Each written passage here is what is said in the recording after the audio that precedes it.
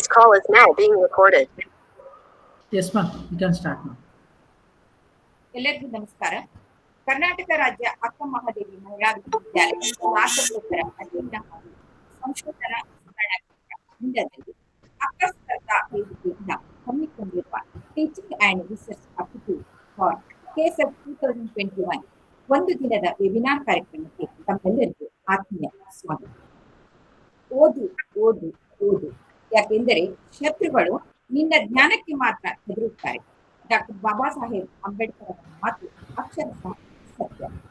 ಪ್ರಸ್ತುತ ಸಂದರ್ಭ ಸ್ಪರ್ಧಾತ್ಮಕವಾಗಿದ್ದು ನಿರಂತರ ಓದು ಅವಶ್ಯಕವಾಗಿದೆ. ಸ್ಪರ್ಧಾತ್ಮಕ ಪರೀಕ್ಷೆಗಳನ್ನು ಎದುರಿಸಲೇಬೇಕು. ಅಂತಹ ಪರೀಕ್ಷೆಗಳಿಗೆ ಒಂದು ರೂಪರೇಷೆಯನ್ನು ತಯಾರಿಸುವ ಬಗೆಯನ್ನು ತಿಳಿಸುವುದು ಇಂದಿನ ನಮ್ಮ ಕಾರ್ಯಕ್ರಮದಲ್ಲಿ.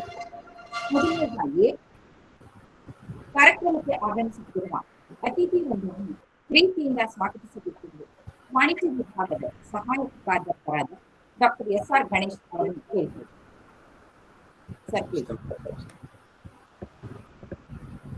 ಎಲ್ಲರಿಗೂ ನಮಸ್ಕಾರ. ಕರ್ನಾಟಕ ರಾಜ್ಯ ಅಕ್ಕ ಮಹಾದೇವಿ ಮಹಿಳಾ ವಿಶ್ವವಿದ್ಯಾನಿಲಯ ಹೊರಾವರಣ ಸ್ನಾತಕೋತ್ತರ ಕೇಂದ್ರ ಮಂಡ್ಯ ವತಿಯಿಂದ ಒಂದು ದಿನದ ವೆಬಿನಾರ್ ಅನ್ನು ಅಕ್ಕ ಸ್ಪರ್ಧಾ ವೇದಿಕೆ ಅಡಿಯಲ್ಲಿ ಬೋಧನಾ ಮತ್ತು ಸಂಶೋಧನಾ ಸಾಮರ್ಥ್ಯ ವಿಷಯದ ಮೇಲೆ ಕೆಸೆಟ್ ಪರೀಕ್ಷಾರ್ಥಿಗಳಿಗೆ ಆಯೋಜಿಸಲಾಗಿದೆ.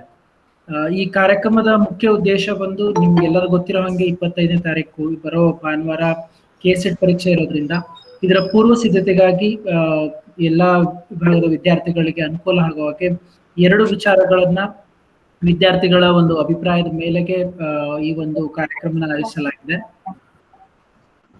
ಈ ಕಾರ್ಯಕ್ರಮಕ್ಕೆ ಸಂಪನ್ಮೂಲ ವ್ಯಕ್ತಿಗಳಾಗಿ ಆಗಮಿಸಿರುವಂತಹ ಡಾಕ್ಟರ್ ಪ್ರಕಾಶ್ ಬಡಿಗರ್ ಸರ್ ಅವರ ಕಿರುಪರಿಚಯ. ಡಾಕ್ಟರ್ ಪ್ರಕಾಶ್ ಸರ್ ಅವರು ತಮ್ಮ ಪದವಿ ವಿದ್ಯಾಭ್ಯಾಸಗಳಾದ MSc ಮ್ಯಾಥಮೆಟಿಕ್ಸ್ ಅನ್ನ ಕುವೆಂಪು ವಿಶ್ವವಿದ್ಯಾನಿಲಯದಲ್ಲಿ, MSc ಸೈಕಾಲಜಿ ಪದವಿಯನ್ನ ಕರ್ನಾಟಕ ರಾಜ್ಯ ಮುಕ್ತ ವಿಶ್ವವಿದ್ಯಾನಿಲಯದಲ್ಲಿ, M.Ed ಪದವಿಯನ್ನ ಕರ್ನಾಟಕ ವಿಶ್ವವಿದ್ಯಾನಿಲಯ ಧಾರವಾಡದಲ್ಲಿ ಮುಗಿಸಿ development and validation of computer aided lesson planning software for teaching practice ಎಂಬ ವಿಷಯದ ಮೇಲೆ ಗುಲ್ಬರ್ಗಾ ವಿಶ್ವವಿದ್ಯಾನಿಲಯದಲ್ಲಿ PhD ಪದವಿಯನ್ನ 2017ರಲ್ಲಿ ಪಡೆದುಕೊಂಡಿರ್ತಾರೆ. ಪ್ರಕಾಶ್ ಸರ್ ಅವರು 2009ರಲ್ಲಿ ನೆಟ್ ಪರೀಕ್ಷೆಯನ್ನು ಮತ್ತೆ 2011ರಲ್ಲಿ ಕೆಸೆಟ್ ಪರೀಕ್ಷೆಯನ್ನು ತೆರೆಗಡೆಕೊಂಡಿರ್ತಾರೆ. ಸೊ ಪ್ರಸ್ತುತ ಕರ್ನಾಟಕ ರಾಜ್ಯ ಅಕ್ಕ ಮಹಾದೇವಿ ಮಹಿಳಾ ವಿಶ್ವವಿದ್ಯಾನಿಲಯದ ಶಿಕ್ಷಣ ನಿಕಾಯದಲ್ಲಿ ಸಹಾಯಕ ಪ್ರಾಧ್ಯಾಪಕರಾಗಿ ಕಾರ್ಯನಿರ್ವಹಿಸುತ್ತಿದ್ದಾರೆ. ಇವರಿಗೆ ಕಾರ್ಯಕ್ರಮದ ಪರವಾಗಿ ಹಾಗೂ ಕೇಂದ್ರದ ಪರವಾಗಿ ಸ್ವಾಗತವನ್ನು ಕೋರುತ್ತಿದ್ದೇನೆ. ನಮಸ್ತೆ sir. Thank you sir. Thank you sir. Thank you. ಈ ಕಾರ್ಯಕ್ರಮದ ಅಧ್ಯಕ್ಷತೆಯನ್ನು ವಹಿಸಿರುವಂತಹ ಕೇಂದ್ರದ ವಿಶೇಷಾಧಿಕಾರಿಗಳಾದ ಪ್ರೊಫೆಸರ್ HM ಹೇಮಲತಾ ಅವರಿಗೂ ಕಾರ್ಯಕ್ರಮದ ಪರವಾಗಿ ಹಾಗೂ ಕೇಂದ್ರದ ಪರವಾಗಿ ಸ್ವಾಗತವನ್ನು ಕೋರುತ್ತಿದ್ದೇನೆ. ನಮಸ್ತೆ ಮೇಡಮ್. ಈ ಕಾರ್ಯಕ್ರಮದಲ್ಲಿ ಉಪಸ್ಥಿತಿರುವಂತಹ ಎಲ್ಲಾ ಬೋಧಕೇತರ ಸಿಬ್ಬಂದಿ ವರ್ಗದವರು ಹಾಗೂ ಎಲ್ಲಾ ವಿಭಾಗದ ವಿದ್ಯಾರ್ಥಿನಿಯರು, ಹಿರಿಯ ವಿದ್ಯಾರ್ಥಿನಿಯರು ಸಹ ಈ ಕಾರ್ಯಕ್ರಮದಲ್ಲಿ ಆಗಮಿಸಿದ್ದಾರೆ. ಸೊ ಎಲ್ಲರಿಗೂ ಸಹ ಕಾರ್ಯಕ್ರಮದ ಪರವಾಗಿ ಹಾಗೂ ಕೇಂದ್ರದ ಪರವಾಗಿ ಸ್ವಾಗತವನ್ನು ಕೋರುತ್ತಿದ್ದೇನೆ. ನಮಸ್ಕಾರ ಎಲ್ಲರಿಗೂ.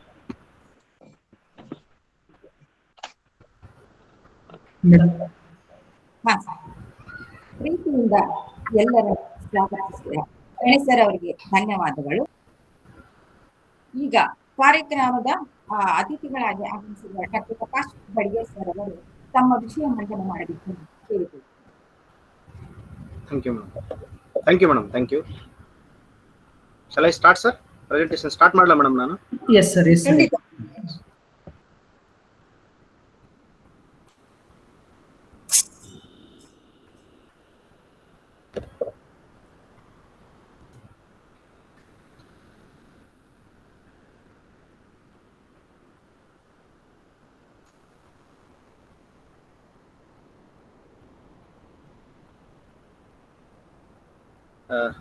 ಎಲ್ರಿಗೂ ನಮಸ್ಕಾರ. ಮೊದಲನೇದಾಗಿ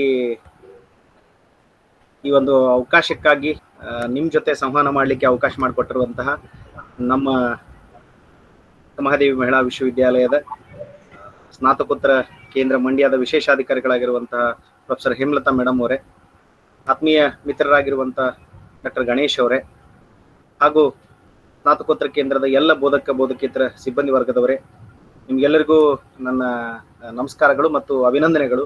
ಈ ತರದ ಒಂದು ವಿಶಿಷ್ಟವಾಗಿರುವಂತಹ ಕಾರ್ಯಕ್ರಮವನ್ನ ತಾವು ಹಮ್ಮಿಕೊಂಡಿದ್ದೀರಿ. ಸೊ ಹಾಗಾಗಿ ತಮ್ಗೆಲ್ಲ ವಂದನೆಗಳನ್ನ ಹೇಳ್ತಾ ನೇರವಾಗಿ ನಾನು ವಿಷಯಕ್ಕೆ ಬರ್ತೇನೆ ಇವಾಗ. Ganesh sir, anything happened in the screen sharing, please inform me. ಹಾ ಸರ್, ನಿಮ್ದು ಸ್ಕ್ರೀನ್ ಶೇರ್ ಹೋಗಿದೆ. ಐ ಥಿಂಕ್ ಇವಾಗ ಪ್ರೆಸೆಂಟ್. Yes, sir. ಹಾ, it's presenting. Hope it's displaying right now. Yes sir. Yes sir. Yeah. Once again, I would like to welcome you all. Hope it's comfortable with both the languages. ಎರಡು ಭಾಷೆಯನ್ನ ಬಳಸಬೇಕು ಅಂತ ಗಣೇಶ್ ಅವರು ನನಗೆ ಹೇಳಿದ್ದಾರೆ. So I think it's comfortable with me, and as a part and parcel of the university, and it's my duty to help you all in this regard, because I am the coordinator for Competitive Exam Academy of Karnataka State Akamahadevi Women's University from last 2 years. So 2 ವರ್ಷಗಳಿಂದ ನಾನು ಸ್ಪರ್ಧಾ ಅಕಾಡೆಮಿಯ coordinator ಆಗಿದ್ದೇನೆ.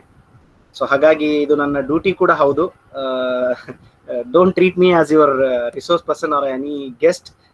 ಯಾವ ಥರ guest ಅಂತ ಏನಿಲ್ಲ, ಯಾಕಂದ್ರೆ ಇದು ನಮ್ಮದೇ ಸಂಸ್ಥೆ, ನಮ್ಮ ಮಾತೃ ಸಂಸ್ಥೆ. ಹಾಗಾಗಿ ಇದು ನನಗೆ ತುಂಬಾ ಖುಷಿ ಕೊಡ್ತಾ ಇದೆ. ನಾನು ನಿಮ್ಮ ಜೊತೆ ನನ್ನ ಅಭಿಪ್ರಾಯಗಳನ್ನು ಹಂಚ್ಕೊಳ್ಳಿಕ್ಕೆ ಮತ್ತು ಅವಕಾಶ ಮಾಡಿರುವಂತ ಎಲ್ಲರಿಗೂ ಕೂಡ ಧನ್ಯವಾದಗಳನ್ನು ತಿಳಿಸ್ತಾ ನಾನು ಮುಂದೆ ಹೋಗ್ತೇನೆ. So today I am going to highlight on teaching and research aptitude. Presently, as you all know, the examination has been announced and rescheduled on 25th of this month. So ಇನ್ನು ಕೇವಲ 4-5 ದಿನಗಳು ಮಾತ್ರ ಇದೆ. ಸೊ ಹಾಗಾಗಿ ಆ ಒಂದು 4-5 ದಿನಗಳಲ್ಲಿ ಯಾವ ತರ ತಯಾರಿ ಮಾಡಬೇಕು, ಮತ್ತು ಜೊತೆಗೆ ನಾನು ಗಣೇಶ್ ಸರ್ ಜೊತೆ ಚರ್ಚೆ ಮಾಡ್ತಾ ನನ್ಗೆ ವಿಷಯ ಗೊತ್ತಾಯ್ತು, ತಾವೆಲ್ಲ NET-ಗೂ ಕೂಡ ಅಪ್ಲೈ ಮಾಡಿದಿರಿ ಅಂತ. It's a very good news. ತುಂಬಾ ಖುಷಿ ಅನಿಸ್ತು ನನಗೆ. ಸೊ ನೀವು ಪ್ರಯತ್ನ ಮಾಡಿ. ನಾವು ಎರಡನ್ನು ಮೇನ್ಲಿ ಟಾರ್ಗೆಟ್ ನಮ್ದು KCET ಈಗ, ಅದ್ರ ಜೊತೆಗೆ NET-ನೂ ಕೂಡ ನಾವು ಹೇಗೆಲ್ಲ ನಾವು ಕೋಪಪ್ ಮಾಡ್ಕೋಬಹುದು, ಹೇಗೆಲ್ಲ ನಾವು ಸಕ್ಸಸ್ ಮಾಡ್ಕೋಬಹುದು ಅನ್ನೋದನ್ನ ಸ್ವಲ್ಪ ಬ್ರೀಫ್ ಆಗಿ ಹೇಳ್ತಾ ನಾನು ನನ್ನ ಯೂನಿಟ್ಸ್ ಗಳಿಗೆ ಬರ್ತೇನೆ. So presently you are in a very peculiar status. So ತುಂಬಾ ವಿಶೇಷವಾಗಿರುವಂತಹ ಒಂದು ಸ್ಟೇಟಸ್ ಅಲ್ಲಿ ತಾವೆಲ್ಲ ಇದೀರಿ. ಯಾಕೆ ಅಂತ ನಾನು ನಿಮ್ಗೆ ಹೇಳ್ತೇನೆ. Some are eager to write exams. ತುಂಬಾ ಜನ 25 ಮೊದಲೆಲ್ಲ ಹೇಗಾಗಿತ್ತು, ಪೋಸ್ಟ್ಪೋಂಡ್ ಆದ ತಕ್ಷಣ ಎಲ್ಲರ ತಲೆಯಲ್ಲಿ ಬಂದಿತ್ತು, ಯಾಕಾರು ಪೋಸ್ಟ್ಪೋಂಡ್ ಮಾಡಿದ್ರಪ್ಪ, ಮುಗಿದೋಗ್ಬಿಡ್ತಿತ್ತು ಎಕ್ಸಾಮು ಅಂತ ತುಂಬಾ ಜನ ಅನ್ಕೊಂಡ್ರು. ಅಟ್ ದಿ ಸೇಮ್ ಟೈಮ್ ತುಂಬಾ ಜನ ಮುಂದೆ ಹೋಗಿದ್ರೆ ಚೆನ್ನಾಗಿತ್ತು ಅಂತನೂ ಅನ್ಕೊಂಡ್ರು. ಬಹುಶಃ ಇಷ್ಟು ಬೇಗ ಯಾರು ಎಕ್ಸಾಮ್ ಅನ್ನ ನಿರೀಕ್ಷೆ ಮಾಡಿರಲಿಲ್ಲ. ಪ್ರೊಬೆಬಲಿ hopefully they have thought on August first week ಅಲ್ಲಿ ಅವರು ಎಲ್ಲರೂ ಆಲೋಚನೆ ಮಾಡ್ಕೊಂಡಿದ್ರು. ಬಟ್ ಸಡನ್ ಆಗಿ ಅನೌನ್ಸ್ಮೆಂಟ್ ಆಯ್ತು. ತುಂಬಾ ಜನ ಬರೀಲಿಕ್ಕೆ ತುಂಬಾ ಈಗರ್ ಇದೀರಿ. At the same time some are in a very Confucius state. ತುಂಬಾ ಜನ ಕನ್ಫ್ಯೂಸಿಂಗ್ ಸ್ಟೇಟಸ್ ನಲ್ಲೂ ಕೂಡ ಇದೀರಿ. ಯಾಕೆ ನಾನು ಇದನ್ನ ಹೇಳ್ತಾ ಇದ್ದೀನಿ ಅಂದ್ರೆ, ಈಗ ನಿಮ್ಮ ಮನಸ್ಥಿತಿ ಆಗಿದೆ ಅನ್ನುವಂತ ಮನೋಭಾವನೆಯಿಂದ ನಾನು ಹೇಳ್ತಾ ಇದ್ದೀನಿ. ಸೊ ಕನ್ಫ್ಯೂಸಿಂಗ್ ಸ್ಟೇಟಸ್ ಇದೆ. Don't get confused. We are with you people. ಇಡೀ ನಮ್ಮ ವಿಶ್ವವಿದ್ಯಾಲಯ ನಿಮ್ ಜೊತೆಗಿದೆ, ನಿಮ್ಮ ಸಹಾಯಕ್ಕಿದೆ. ಇಡೀ ನಿಮ್ಮ ಶಿಕ್ಷಕ ಬಳಗ, ವಿಶೇಷಾಧಿಕಾರಿಗಳು ಎಲ್ಲರೂ ಕೂಡ ನಿಮ್ ಸಹಾಯಕ್ಕೆ ನಿಂತಿದ್ದಾರೆ. It's a very great thing. So ಹಾಗಾಗಿ don't worry, we are with you and we are going to help you people. Okay. So anxiety ಇದೆ ನಿಮಗೆ. ತುಂಬಾ ಜನಕ್ಕೆ ಆತಂಕ ಆಗ್ಬಿಟ್ಟಿದೆ, ಏನ್ ಮಾಡ್ಬೇಕಪ್ಪ, 5 ದಿನದಲ್ಲಿ ಎಕ್ಸಾಮ್ ಇದೆ, 5 ದಿನದಲ್ಲಿ ನಾನು ಹೇಗೆ ತಯಾರಿ ಮಾಡ್ಕೋಬೇಕು, ಲಾಸ್ಟ್ ಮಿನಿಟ್ ಅಲ್ಲಿ ನಾನು ಹೇಗೆಲ್ಲ ಪ್ರಿಪರೇಷನ್ಸ್ ಮಾಡ್ಕೋಬೇಕು, ಯಾವ ತರ ಇರ್ಬೇಕು ನನ್ನ ಪ್ರಿಪರೇಷನ್ ಅನ್ನೋ ಗೊಂದಲದಲ್ಲಿದ್ದೀರಿ ಅಂತ ನಾನು ಅನ್ಕೊಂಡಿದ್ದೀನಿ. Some are inferior. ಈ ಸಾರಿ ಪಾಸ್ ಆಗುತ್ತೋ ಇಲ್ಲೋ, ಹಾಕಿದ್ದೀನಿ, ಕಷ್ಟಪಟ್ಟಿದ್ದೀನಿ, ನಮ್ಮ ವಿಶ್ವವಿದ್ಯಾಲಯ ಎಲ್ಲಾ ಕೂಡ ನಮ್ಮ ಸ್ನಾತಕೋತ್ತರ ಕೇಂದ್ರ ನಮ್ಗೆಲ್ಲ ಅವಕಾಶ, ಅಕ್ಕ ಸ್ಪರ್ಧಾ ವೇದಿಕೆ ಏನಿದೆ ಎಲ್ಲ ಅವಕಾಶ ಮಾಡಿಕೊಟ್ಟಿದೆ. ತುಂಬಾ ಕ್ಲಾಸಸ್ ಎಲ್ಲ ಮಾಡಿದ್ದಾರೆ. I have seen all the classes. ಎಲ್ಲಾ ಕ್ಲಾಸಸ್ ಅನ್ನು ಮಾಡಿದ್ದಾರೆ. ಇದ್ರ ಮಧ್ಯದಲ್ಲೂ ಕೂಡ ನನ್ಗೇನೋ ಆತಂಕ ಇದೆ. ಮಧ್ಯದಲ್ಲಿ ನನ್ಗೇನೋ ನನ್ನ ಕಡೆಯಿಂದ ಆಗುತ್ತೋ ಇಲ್ಲೋ ಅನ್ನುವಂತ ಒಂದು ಇನ್ಫೀರಿಯಾರಿಟಿ ಕಾಂಪ್ಲೆಕ್ಸ್ ಇದೆ. ಲಾಸ್ ಆಫ್ ಕಾನ್ಫಿಡೆನ್ಸ್ ಆಗಿದೆ. ಡೋಂಟ್ ವರಿ, ಕಾನ್ಫಿಡೆನ್ಸ್ ಅನ್ನ ಕಳ್ಕೊಡ್ಬೇಡಿ, ನಾವೆಲ್ಲ ನಿಮ್ ಜೊತೆಗಿದ್ದೇವೆ. Okay. So don't worry, we are with you people to help you. And today I am going to help you on 2 units, that is teaching aptitude and research aptitude. Right? Okay. Let me move to the next. Yes.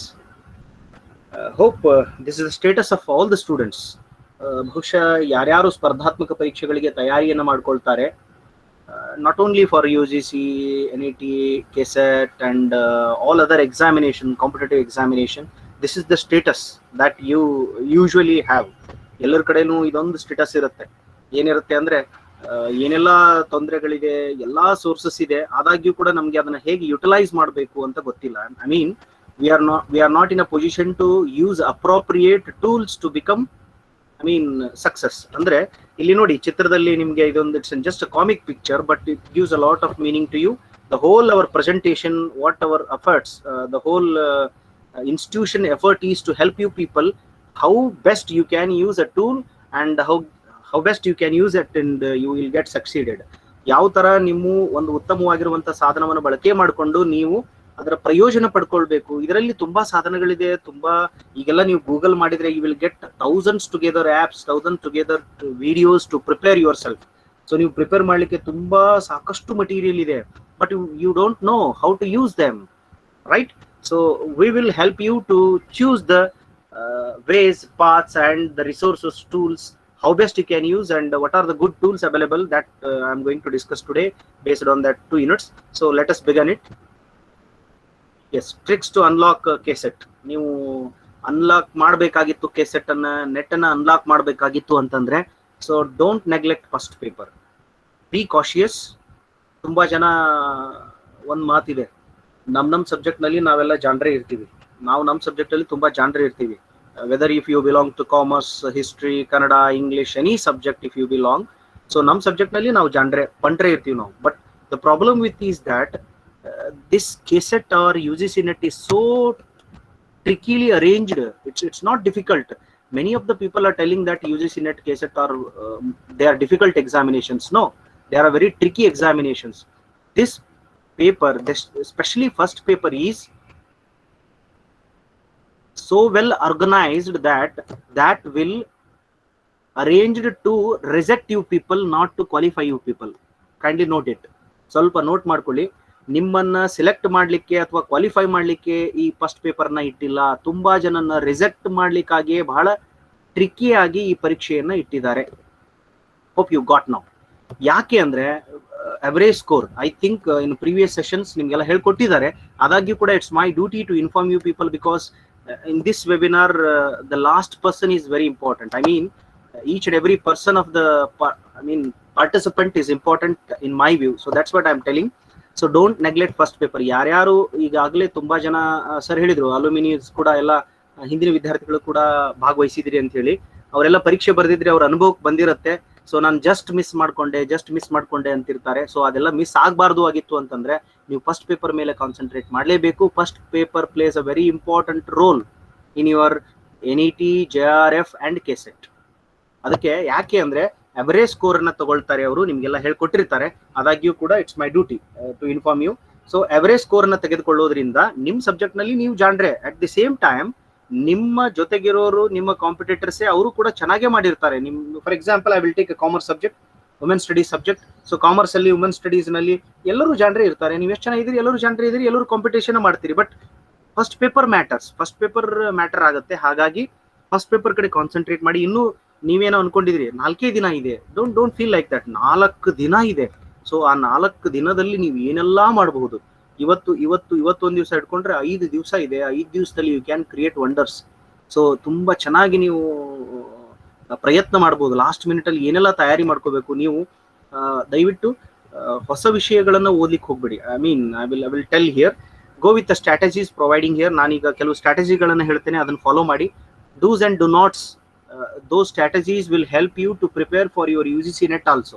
ನಿಮ್ಮ UGC ನೆಟ್ಗೂ ಕೂಡ ಈ strategies ಎಲ್ಲ help ಆಗುತ್ತೆ. Dos and do knots, ಏನ್ ಮಾಡಬೇಕು, ಏನ್ ಮಾಡಬಾರ್ದು.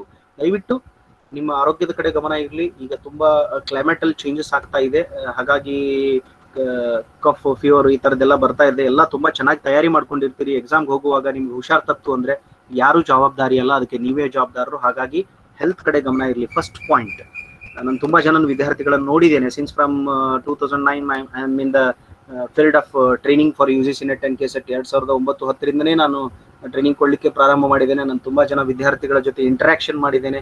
Every year I am going to interact with the people. Most of the people are having a problem of health during the exams. So ಹಾಗಾಗಿ ಅದನ್ನ ಅವಾಯ್ಡ್ ಮಾಡ್ಕೊಳ್ಳಿ. ಮತ್ತೆ ಏನ್ ಮಾಡಬಾರ್ದು, ಹೊಸ ಟಾಪಿಕ್ ಗಳನ್ನು ಓದ್ಲಿಕ್ಕೆ ಹೋಗ್ಬೇಡಿ. ಈಗ ಫಸ್ಟ್ ಪೇಪರ್ ಅಲ್ಲಿ 10 ಯೂನಿಟ್ಸ್ ಇದೆ, ಈಗಾಗಲೇ ನಿಮ್ಗೆ ಹೇಳ್ಕೊಟ್ಟಿದ್ದಾರೆ. 10 ಯೂನಿಟ್ಸ್ ಅಲ್ಲಿ ನಿಮಗಿದು ಹೊಸ್ತು ಅಂತ ಅನ್ಸಿದ್ರೆ, ನನ್ಗಿದು ಅರ್ಥ ಆಗಲ್ಲ ಅಂತ ಅನ್ಕೊಂಡ್ರೆ ನೀವು ಅದನ್ನ ಮಾಡ್ಲಿಕ್ಕೆ ಹೋಗ್ಬೇಡಿ. ಅದಕ್ಕೆ ನಮ್ಮಲ್ಲಿ ಒಂದು ಮಾತು ಹೇಳ್ತಾರೆ, ಇಲ್ಲದ ಕೇಳಿ ಗಲ್ ಬಡಿಸ್ಕೊಂಡ್ರಂತ.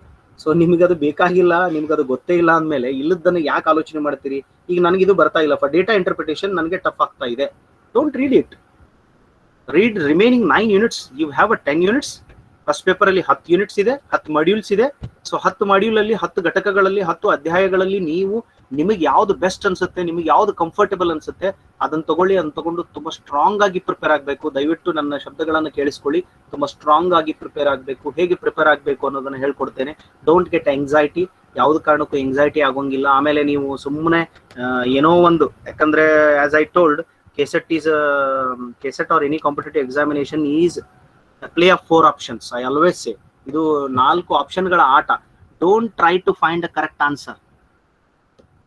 ಏನ್ ಸರ್ ಹಿಂಗೆ ಹೇಳ್ತಾ ಇದ್ದೀರಿ, it's a very dangerous statement ಅಂತ ನೀವು ಅನ್ಕೋಬಹುದು. Yes, it's a dangerous statement and I mean it. ನನಗದು ಗೊತ್ತು. ಯಾಕೆ ಅಂದ್ರೆ ಸರಿಯಾದ ಉತ್ತರಗಳನ್ನ ಅಲ್ಲಿ ಕೊಟ್ಟಿರ್ತಾರೆ. ಏನು 4 ಆಯ್ಕೆಗಳಿರುತ್ತೆ. What are the 4 options given? They are all similar, just like they are twins. ಅವು ಟ್ವಿನ್ಸ್ ಇದ್ದಂಗೆ ಇರ್ತವೆ. ಅದಕ್ಕೆ don't go for correct answer, go for appropriate answer among given option. Try to catch the point. So ಕೊಟ್ಟಿರುವ 4 ಆಯ್ಕೆಗಳಲ್ಲಿ ಸೂಕ್ತವಾದ ಆಯ್ಕೆಯನ್ನ ಆರಿಸಿರಿ. 4 ಆಯ್ಕೆಗಳು ಸರಿಯಾಗೇ ಇರಬಹುದು, ಒಂದೇ ತರ ಇರಬಹುದು. ಅದಕ್ಕೆ ಉತ್ತರಗಳನ್ನ ಹುಡುಕಬಾರದು.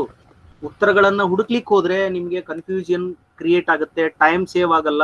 ಸೊ ಹಾಗಾಗಿ ಅಲ್ಲಿ ಕೊಟ್ಟಿರುವಂತಹ ಆಯ್ಕೆಗಳಲ್ಲಿ ಸೂಕ್ತವಾದ ಆಯ್ಕೆ ಯಾವುದು? Among the given 4 options which is appropriate among the 4 option. Among 4 options ನಲ್ಲಿ ಯಾವುದು ಅಪ್ರೋಪ್ರಿಯೇಟ್ ಆಗಿದೆ? ಕೊಟ್ಟಿರುವ 4 ಆಯ್ಕೆಗಳಲ್ಲಿ 4 ಅಪ್ರೋಪ್ರಿಯೇಟ್ ಇರಬಹುದು, but which is the most appropriate, you have to choose that. Okay, so these are the some tips. And ಇನ್ನು ತುಂಬಾ ಇದೆ, but due to time constant I am unable to handle all those things. So managing time ಅನ್ನು ನಾವು ತುಂಬಾ ಚೆನ್ನಾಗಿ manage ಮಾಡಬೇಕಾಗುತ್ತೆ. ಈಗ ಪರೀಕ್ಷೆಗಳಲ್ಲಿ ನಾನು ನಿಮಗೆ ಈಗ ಸದ್ಯ ಪ್ರಾಕ್ಟೀಸ್ ಮಾಡಿಸ್ತೇನೆ ನಾನು ನಿಮಗೆ ನೆಕ್ಸ್ಟ್. ಸೊ ಪ್ರಾಕ್ಟೀಸ್ ಸೆಷನ್ ಅಲ್ಲಿ ನಿಮಗೆ ಗೊತ್ತಾಗುತ್ತೆ. ಸೊ ನೀವು ಸಮಯವನ್ನ ಮ್ಯಾನೇಜ್ ಮಾಡಲೇಬೇಕಾಗುತ್ತೆ. ಯಾಕಂದ್ರೆ 1 ಅವರ್ ಅಲ್ಲಿ 60 ಮಿನಿಟ್ಸ್ ಅಲ್ಲಿ 50 ಕ್ವಶನ್ಸ್ ಅಟೆಂಡ್ ಮಾಡ್ಬೇಕು. ನೀವು ಫಸ್ಟ್ ಪೇಪರ್ಗೆ 50 ಕ್ವಶನ್ಸ್ ಇರುತ್ತೆ. ಸೊ 60 ಮಿನಿಟ್ ಅಲ್ಲಿ 50 ಕ್ವಶನ್ಸ್ ಅಟೆಂಡ್ ಮಾಡೋದು ಇಟ್ಸ್ ನಾಟ್ ಅ ಜೋಕ್. ನೀವು ತಿಳ್ಕೊಂಡ ಹಾಗೆ ಅದು ತುಂಬಾ ಸರಳ ಅಂತ ಅನ್ಕೊಳಂಗಿಲ್ಲ, ರೈಟ್? ಸೊ ಹಾಗಾಗಿ ಸ್ವಲ್ಪ ನೀವು ಆ ಕಡೆ ಗಮನ ಕೊಡಬೇಕು. ಈಗಾಗಲೇ ನಾನು ಪಾಯಿಂಟ್ಸ್ ಕವರ್ ಮಾಡಿದ್ದೇನೆ.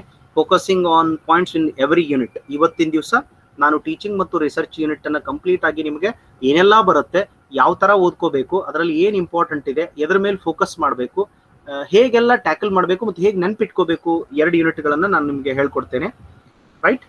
So let me move to the next. Yes, most of the people are thinking that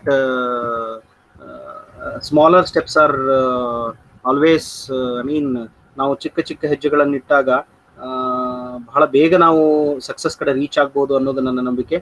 ನಾವು ದೊಡ್ಡ ಹೆಜ್ಜೆ ಇಟ್ಕೊಳ್ಳಿಕ್ಕೆ ಹೋದ್ರೆ ತುಂಬಾ ಕಷ್ಟ ಆಗುತ್ತೆ. It will not reach to me.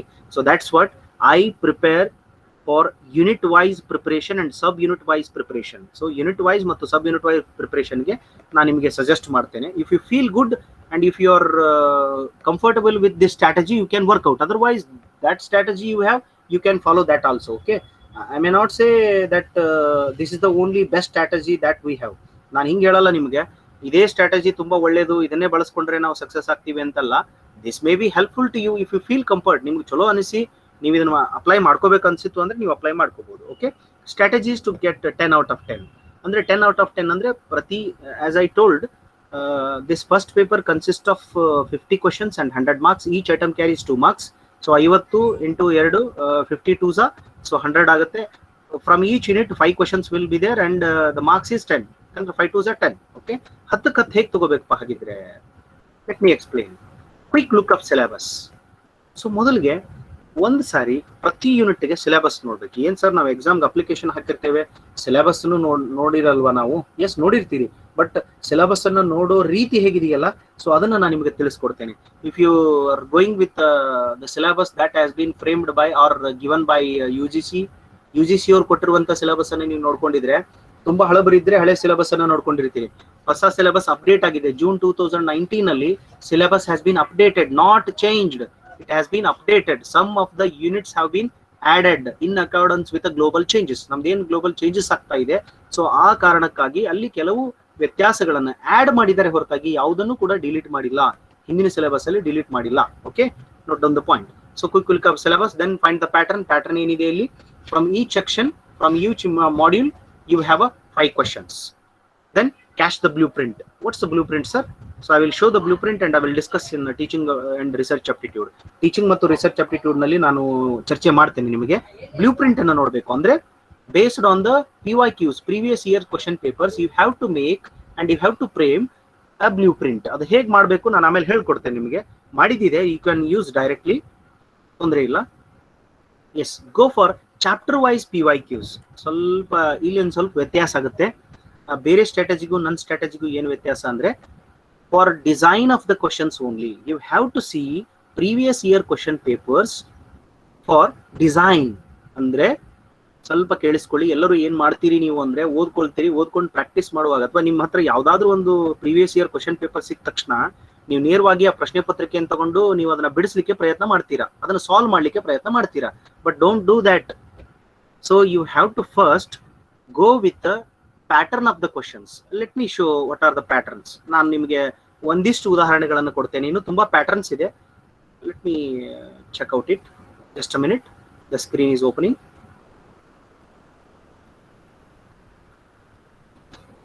ಒಂದ್ ನಿಮಿಷ, ಸ್ವಲ್ಪ ಸ್ಕ್ರೀನ್ ಓಪನ್ ಆಗ್ತಾ ಇದೆ.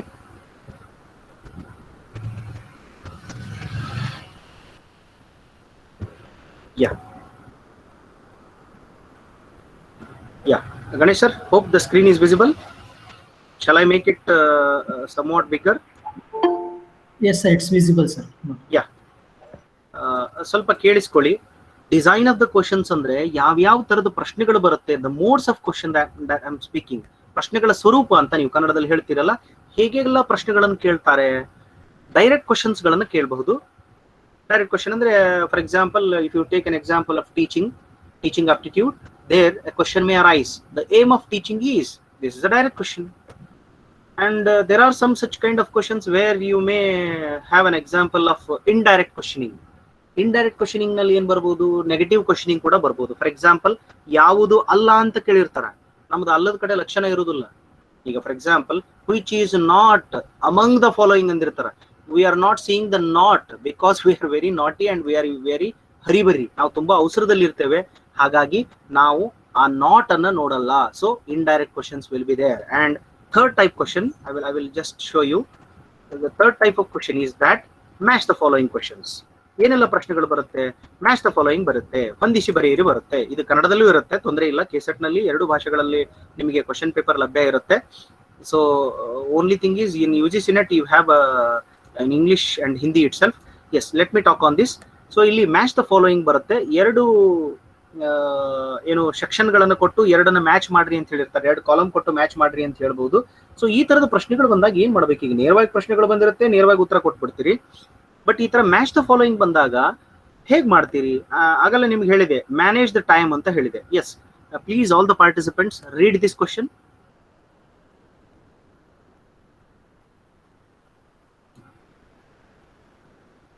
ದಯವಿಟ್ಟು ಪ್ರಶ್ನೆಯನ್ನು ಓದ್ಕೊಳ್ಳಿ. ಸ್ವಲ್ಪ ಇನ್ನೂ ಸ್ವಲ್ಪ ದೊಡ್ಡದು ಮಾಡ್ತೇನೆ, ನಿಮ್ ಮನಸ್ಸಲ್ಲಿ ಓದ್ಕೊಳ್ಳಿ, ಯಾರು ಹೇಳೋ ಅವಶ್ಯಕತೆ ಇಲ್ಲ.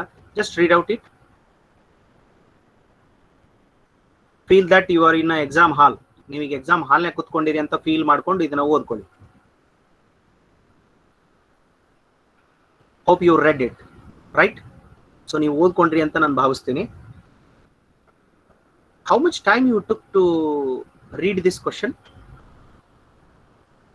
Can anybody please unmute yourself and tell me? 20 to 30 seconds sir. Yes sir. 20 to 30 seconds. Yes sir, absolutely sir. 20 to 30 seconds you took to read this question. Try to understand my point. In your examination you have hardly 1 minute for one question. So ಒಂದು ಪ್ರಶ್ನೆಗೆ 1 ನಿಮಿಷ ನಿಮ್ಮ ಹತ್ರ ಸಮಯ ಇರುತ್ತೆ. So ಇಂತಹ ಸಂದರ್ಭದಲ್ಲಿ ನಾವು ಹೇಗೆ ಟ್ರಿಕ್ ಗಳನ್ನು ಯೂಸ್ ಮಾಡಬೇಕು, ಈ ತರ ಪ್ರಶ್ನೆಗಳು ಬಂದಾಗ ನಾವು ಯಾವ ತರ ಟ್ರಿಕ್ ಯೂಸ್ ಮಾಡಬೇಕು. And this kind of design of a question will help you to read out the theories. ಯಾಕೆ ನಾನು ಮೊದಲೇ ನೀವು ಪ್ರಶ್ನೆ ಪತ್ರಿಕೆ ನೋಡಬೇಕು ಅಂದ್ರೆ, ನೀವು ಈ ತರದ ಥಿಯರಿಯನ್ನು ಓದುವಾಗ that will help you. So theory ಓದುವಾಗ ನಿಮ್ಗೆ ಗೊತ್ತಾಗುತ್ತೋ ಈ ತರ ಪ್ರಶ್ನೆ ಬರ್ಬೋದು, ಈ ತರ ಪ್ರಶ್ನೆ ಬರ್ಬೋದು ಅಂತ ನಿಮ್ಮ ಮನಸ್ಸಲ್ಲಿ ನೀವೇ ಅದಕ್ಕೆ ಪ್ರಶ್ನೆಗಳನ್ನು ಹಾಕೊಳ್ತಾ ಹೋಗ್ತೀರಿ. ಸೊ ನಮಗಿಂತ ದೊಡ್ಡ ಟೀಚರ್ ಬೇರೆ ಯಾರು ಇಲ್ಲ ಅನ್ನೋದು ನನ್ನ ಭಾವನೆ. ಹಾಗಾಗಿ ನೀವೇ ನಿಮಗೆ ಟೀಚರ್ ಆಗ್ಬಿಡ್ತೀರಿ, ನೀವೇ ನಿಮಗೆ ಗುರು. ಅದಕ್ಕೆ ಅರಿವೇ ಗುರು ಅಂತ ಹೇಳ್ತಾರೆ. ಸೊ ನೀವೇ ನಿಮಗೆ ಗುರುವಾಗಿ ಮುಂದೆ ಹೋಗ್ತೀರಿ. ಸೊ ಇಲ್ಲಿ ನೋಡಿ, ಈಗ ಮೊದಲನೇ ಕಾಲಮ್ ಅಲ್ಲಿ ನೋಡಿ, ಲೆಕ್ಚರ್ ಮೆಥಡ್ ಇದೆ, ಡೆಮಾನ್ಸ್ಟ್ರೇಷನ್ ಮೆಥಡ್ ಇದೆ, ಪ್ರಾಜೆಕ್ಟ್ ಮೆಥಡ್ ಇದೆ, ಕೊಲಾಬರೇಟಿವ್ ಮೆಥಡ್ ಇದೆ. ಸೊ 4 ಮೆಥಡ್ಸ್ ಇದೆ. I mean here in a first list, column A, they have given methods of teaching, and in column B they have given with focus of the method. What method we have to focus, ಯಾವ method ಗೆ ನಾವು focus ಮಾಡಬೇಕು ಅನ್ನೋದನ್ನ ಕೊಟ್ಟಿದ್ದಾರೆ. So ಹಾಗಾಗಿ ಇಲ್ಲಿ lecture method ಅಂತ ಇದೆ. ನನಗೆ ಗೊತ್ತು ಲೆಕ್ಚರ್ ಮೆಥಡ್ ಅಂದ್ರೆ ಏನಪ್ಪಾ, I'm addressing a large amount of people, I'm imparting the knowledge for a large amount, I mean large people. ಆಮೇಲೆ ಮಾಸ್ಗೆ ಅಥವಾ ನನ್ನ ಮಾಸ್ಗೆ ನಾನು ಉತ್ತರ ಕೊಡಬಹುದು. ಫಾರ್ ಎಕ್ಸಾಂಪಲ್ ಎಗೆ ಇಲ್ಲಿ ನೋಡಿ, ನಾನು ಬೇಗ ಹೆಂಗ್ ಉತ್ತರ ಕಂಡ್ಕೋಬೇಕು ಅಂತ ನನ್ಗೆ ಗೊತ್ತಿದೆ. A lecture method. So lecture method ಅಂದ್ರೆ ಎಗೆ 3 ಆಪ್ಷನ್. ಎಗೆ 3 ಇರೋ ಆಪ್ಷನ್ ಯಾವ್ದಿದೆ? ಸೊ ಎಗೆ 3 ಇರೋ ಆಪ್ಷನ್ 3 and 4 ಮಾತ್ರ ಇದೆ. Let me catch the point. ಅಂದ್ರೆ ಉಳಿದ ಆಪ್ಷನ್ ನೋಡ್ಲಿಕ್ಕೆ ಹೋಗ್ಬಾರ್ದು, ಚೆಕ್ ಮಾಡ್ಲಿಕ್ಕೆ ಹೋಗ್ಬಾರ್ದು. ಎಗೆ 3 ಮಾತ್ರ. ಸೊ 3rd ಆಪ್ಷನ್ ಇದೆ, 4th ಆಪ್ಷನ್ ಇದೆ. So I will go with next. ನನಗೆ ಗೊತ್ತು ಕೊಲಾಬರೇಟಿವ್ ಮೆಥಡ್ ಅಂದ್ರೆ ಏನಪ್ಪಾ, ಒಬ್ರಿಗೊಬ್ರು ಸಹಾಯ ಮಾಡ್ಕೊಂಡು, ನಾನು, ನನ್ನ ಫ್ರೆಂಡ್ಸು, ನನ್ನ ಸುತ್ತಮುತ್ತಲಿರೋರು ಎಲ್ಲರೂ ಕೂಡಿ ಕಲಿಯೋಣ ಅನ್ನೋ ತತ್ವ ಇರುತ್ತೆ. So D4, students engage in different activities together and learn. So that is collaborative method. Andre D4 yaudide? So D4 is like this. I mean answer is 3. ಹೀಗೆ ಯಾಕೆ ನಾನು ನಿಮಗೆ ಇದನ್ನ ಪ್ರಾಕ್ಟಿಕಲಿ ಮಾಡಿ ತೋರಿಸಿದೆ ಅಂತಂದ್ರೆ, in this way you have to save the time. ಯಾಕೆ time save ಮಾಡಬೇಕು ಅಂದ್ರೆ, ಕೆಲವು ಪ್ರಶ್ನೆಗಳಿದೆ, ಕೆಲವು ಯೂನಿಟ್ಗಳಿದೆ, ಅಲ್ಲಿ ನಿಮಗೆ ಹೆಚ್ಚು ಸಮಯ ಬೇಕಾಗುತ್ತೆ. MRA ಇದೆ, ಮ್ಯಾಥಮೆಟಿಕಲ್ ರೀಸನಿಂಗ್ ಅಂಡ್ ಅಪ್ಟಿಟ್ಯೂಡ್ ಅಂತ ಬರುತ್ತೆ, ಅಲ್ಲಿ ಸಮಯ ಬೇಕಾಗುತ್ತೆ. ಲಾಜಿಕಲ್ ರೀಸನಿಂಗ್ ಬೇಕಾಗುತ್ತೆ. ಡೇಟಾ ಇಂಟರ್ಪ್ರಿಟೇಷನ್ಗೆ ನಿಮಗೆ ಸಮಯ ಹೆಚ್ಚು ಬೇಕಾಗುತ್ತೆ. ಸೊ ಅಲ್ಲಿ ನೀವು ಸಮಯ ಉಳಿಸ್ಕೊಂಡ್ರೆ that will help you to score good number of marks there. So ಅಲ್ಲಿ ಸ್ಕೋರ್ ಮಾಡ್ಲಿಕ್ಕೆ ಇಲ್ಲಿ ಕೊನೆಗೆ ಏನಾಗುತ್ತೆ ಗೊತ್ತಾ, ಟೈಮ್ ಆಗ್ತಾ ಬಂದ್ಬಿಡುತ್ತೆ. ಅವ್ರು ಹೇಳ್ತಾರೆ, ಸೊ ಇಷ್ಟು ಗಂಟೆಗೆ ಮುಗಿಯುತ್ತೆ ನಿಮ್ ಸಮಯ ಅಂತ ಹೇಳಿದ ತಕ್ಷಣ ನೀವು ಏನ್ ಗೊತ್ತಿರುತ್ತೋ ಏನ್ ಗೊತ್ತಿರೋಲ್ಲ ಸುಮ್ಮನೆ ಏನೋ ಒಂದು ಹಾಕ್ಬಿಡ್ತೀರಿ. ಏನೋ ಒಂದು ಚೌಕಾಬಾರ ತಗೊಂಡು ಹಿಂಗ್ ಹಾಕಿ ಸುಮ್ಮನೆ ಒಂದು ಏನೋ ಬಿನೋ ಆಪ್ಷನ್ ಏನೋ ಹಾಕಿ ಬರುವಂತ ಸಂದರ್ಭ ಆಗುತ್ತೆ. ಬಂದ ಮೇಲೆ ಪಶ್ಚಾತ್ತಾಪ ಪಡೋ ಹಾಗಾಗುತ್ತೆ. ಅದಕ್ಕೋಸ್ಕರ ಹೇಳ್ತಾ ಇರೋದು, ಯಾವ ಕಾರಣಕ್ಕೂ ನೀವು ಯಾರೂ ಪಶ್ಚಾತ್ತಾಪ ಪಡಬಾರ್ದು ಅಂತ. Okay, so let me come to the point. So this is and there is another type that is called AR type. AR questions ಬರುತ್ತೆ, ಅಂದ್ರೆ ಅಸರ್ಟೆನ್ ಬರುತ್ತೆ, ರೀಸನ್ ಬರುತ್ತೆ. ಸರ್ ಯಾಕೆ ಕ್ವಶನ್ ಪೇಪರ್ ಅನ್ನ ತೋರಿಸ್ತಾ ಇದೀರಿ ಸರ್, ನೀವು ಟೀಚಿಂಗ್ ಅಂಡ್ ರಿಸರ್ಚ್ ಅಪ್ಟಿಟ್ಯೂಡ್ ಮೇಲೆ ಕಾನ್ಸಂಟ್ರೇಟ್ ಮಾಡಿ ಏನ್ ಓದಬೇಕು ಏನ್ ಓದಬಾರ್ದು ಅಂತ ಹೇಳ್ಬೋದಲ್ಲ ಸರ್. ನಾನು ಅದನ್ನು ಹೇಳ್ತೇನೆ, ಏನ್ ಓದ್ಬೇಕು ಏನ್ ಓದಬಾರ್ದು ಅಂತ ಹೇಳಿ. ಕಾರಣ ಇಷ್ಟೇ, ನಾವು ಎಲ್ಲಿ ಫೇಲ್ಯೂರ್ ಆಗ್ತಿದೀವಿ ಆ ಅಂಶಗಳನ್ನು ಮೊದಲು ನೋಡ್ಕೋಬೇಕು. ನಮ್ಗೆ ಪ್ರಶ್ನೆಗಳ ಸ್ವರೂಪನೇ ಗೊತ್ತಿಲ್ಲ. ಕೆಲವು ಜನ ಎಕ್ಸಾಮ್ ಹಾಲ್ನಾಗ ಹೋಗಿ ಡೈರೆಕ್ಟ್ ಕ್ವಶನ್ ಪೇಪರ್ ನೋಡಿ ಅಯ್ಯೋ ಹಿಂಗಿತ್ತನು ಅಂತ ಅನ್ಕೋತಾರೆ. ಅದಕ್ಕೆ ಮುಂಚಿತವಾಗಿ ನೀವು ಈಗ ಸಮಯ ಇದೆ, 4 ದಿನಗಳ ಕಾಲ ನಿಮ್ಗೆ ಸಮಯ ಇದೆ. 4 ದಿನಗಳ ಕಾಲದಲ್ಲಿ ಏನೆಲ್ಲ ಮಾಡಬಹುದು ನೀವು ಅನ್ನೋದನ್ನ ಪತ್ತೆ ಹಚ್ಚಬಹುದು. ಫಾರ್ ಎಕ್ಸಾಂಪಲ್, ಕಾರಣ ಮತ್ತು ಹೇಳಿಕೆ ರೂಪದಲ್ಲಿ ಪ್ರಶ್ನೆಗಳು ಬರುತ್ತೆ. Indirectly they want to kill your time. Same thing ಹೇಳಿರ್ತಾರೆ ಅವರು. ಇದನ್ನ ಡೈರೆಕ್ಟ್ ಪ್ರಶ್ನೆನೂ ಕೇಳ್ಬೋದು, ಅವರು ನೇರವಾದ ಪ್ರಶ್ನೆನೂ ಕೂಡ ಕೇಳ್ಬೋದು. ಆದ್ರೆ ಅವ್ರು ಹಂಗ್ ಮಾಡಲ್ಲ. They want to kill your time. So ಅವ್ರು ಮಾಡ್ತಿರೋದು ನಿಮ್ಮ ಟೈಮ್ ಕಿಲ್ ಮಾಡಕ್ಕ. ಸೊ ಹಾಗಾಗಿ ನೀವು ಅವರು ಚಾಪಿ ಅಂದ್ರೆ ನೀವು ರಂಗೋಲಿ ಕೆಳಗೆ ಅಂತ ಹೋಗ್ಬೇಕು. ಸೊ ಹಾಗಾಗಿ ಈ ತರದ ಪ್ರಶ್ನೆಗಳನ್ನು ಹೇಗೆ ಟ್ಯಾಕಲ್ ಮಾಡಬೇಕು ಅದನ್ನ ನೀವು ಕಲ್ಕೋಬೇಕು. ಈ ತರದ ಪ್ರಶ್ನೆಗಳನ್ನ ನೀವು ಹೇಗೆ ಟ್ಯಾಕಲ್ ಮಾಡಬೇಕು ಅನ್ನೋದನ್ನ ಕಲ್ಕೊಂಡ್ರೆ ದಟ್ ವಿಲ್ ಹೆಲ್ಪ್. ಯಾಕಂದ್ರೆ ಈಗ ಎಲ್ಲರೂ ಜಾಣರಿದ್ದಾರೆ, ಗೂಗಲ್ ಇದೆ, ಗೂಗಲ್ಲೇ ಗುರುವಾಗಿದೆ, ಎಲ್ಲ ತುಂಬಾ ನಿಮ್ ಟೀಚರ್ಸ್ ಕೂಡ ತುಂಬಾ ಪಾಠ ಮಾಡಿದ್ದಾರೆ, ಅದ್ರ ಬಗ್ಗೆ ಎಲ್ಲ ಹೇಳ್ಕೊಟ್ಟಿದ್ದಾರೆ. ಸೊ ಹೆಚ್ಚು ಥೆರಾಟಿಕಲಿ ಹೇಳೋದು ಇಂಪಾರ್ಟೆಂಟ್ ಈ ಸಮಯದಲ್ಲಿ ಅಲ್ಲ. ಆದಾಗ್ಯೂ ಕೂಡ ನೀವು ಈ ಅಂಶಗಳನ್ನ ಸ್ವಲ್ಪ ಗಮನಿಸಬೇಕು. ಇಲ್ಲಿ ರಿಸರ್ಚ್ಗೆ ಸಂಬಂಧಿಸಿದಂತೆ ಒಂದು ಪ್ರಶ್ನೆ ಇದೆ. ಕಾರಣ ಏನಿದೆ? Assertion is that use of ICT in research facilitates access and accuracy of research findings. Is it true? So ಸಂಶೋಧನೆಯಲ್ಲಿ ICT ಬಳಕೆ ಮಾಡೋದ್ರ ಮೂಲಕವಾಗಿ, ICT ಅನ್ನ ನಾನು ಬಳಕೆ ಮಾಡೋದ್ರ ಮೂಲಕವಾಗಿ ಅದು ಒಳ್ಳೆ ರೀತಿ ಅನುಕೂಲ ಮಾಡುತ್ತೆ ಮತ್ತು ನಿಖರತೆಯನ್ನ ಹೆಚ್ಚು ಮಾಡುತ್ತೆ ICT ಅನ್ನ ಬಳಸೋದ್ರಿಂದ ಅಂತಕ್ಕಂಥದ್ದು ಒಂದು ಸ್ಟೇಟ್ಮೆಂಟ್ ಇದೆ. ಕಾರಣ ಏನಿದೆ? ಅದು ಹೇಳಿಕೆ. ಅದು ಕಾರಣ ಏನಿದೆ? A researcher has to follow various styles of referencing and format while writing a thesis with an intent for deriving support from ICT. ICT support ತಗೊಂಡು ಒಬ್ಬ ರಿಸರ್ಚರ್ ಏನ್ ರೆಫರೆನ್ಸಿಂಗ್ ಬರೀತಾನಲ್ಲ, MLA ಸ್ಟೈಲು APA ಸ್ಟೈಲ್ನಾಗ ರೆಫರೆನ್ಸಸ್ ಬರೀತಾರಲ್ಲ ಅದು, ಮತ್ತು formats ಏನಿರುತ್ತಲ್ಲ, so ಅದನ್ನ ಬಳಕೆ ಮಾಡ್ಕೊಂಡ್ರೆ ತುಂಬಾ ಹೆಲ್ಪ್ ಆಗುತ್ತೆ ಅನ್ನೋದು ಅಲ್ಲಿದೆ. ಐ ಮೀನ್ ಅದು ICTನೇ ಹೆಲ್ಪ್ ಮಾಡುತ್ತೆ ಅನ್ನೋದು ಒಂದು ಸ್ಟೇಟ್ಮೆಂಟ್ ಇದೆ. ಸೊ ನಾನು ಸ್ವಲ್ಪ ಫಾಸ್ಟ್ ಆಗಿ ಹೋಗ್ತಾ ಇದ್ದೀನಿ. So A is right. Can you think A is right? ಅದಕ್ಕೆ ನೀವು ಫಸ್ಟ್ ಸೆಂಟೆನ್ಸ್ ಓದಿದ ತಕ್ಷಣ ಕೆಳಗಡೆ ಆಪ್ಷನ್ಗೆ ಹೋಗ್ಬಾರ್ದು. ಮೊದಲು ಏನ್ ಮಾಡ್ಬೇಕು? A ಕರೆಕ್ಟ್ ಇದೆಯಾ? Yes, it's right. So R correct ಅನ್ಸುತ್ತಾ? ಎಸ್. Can anybody?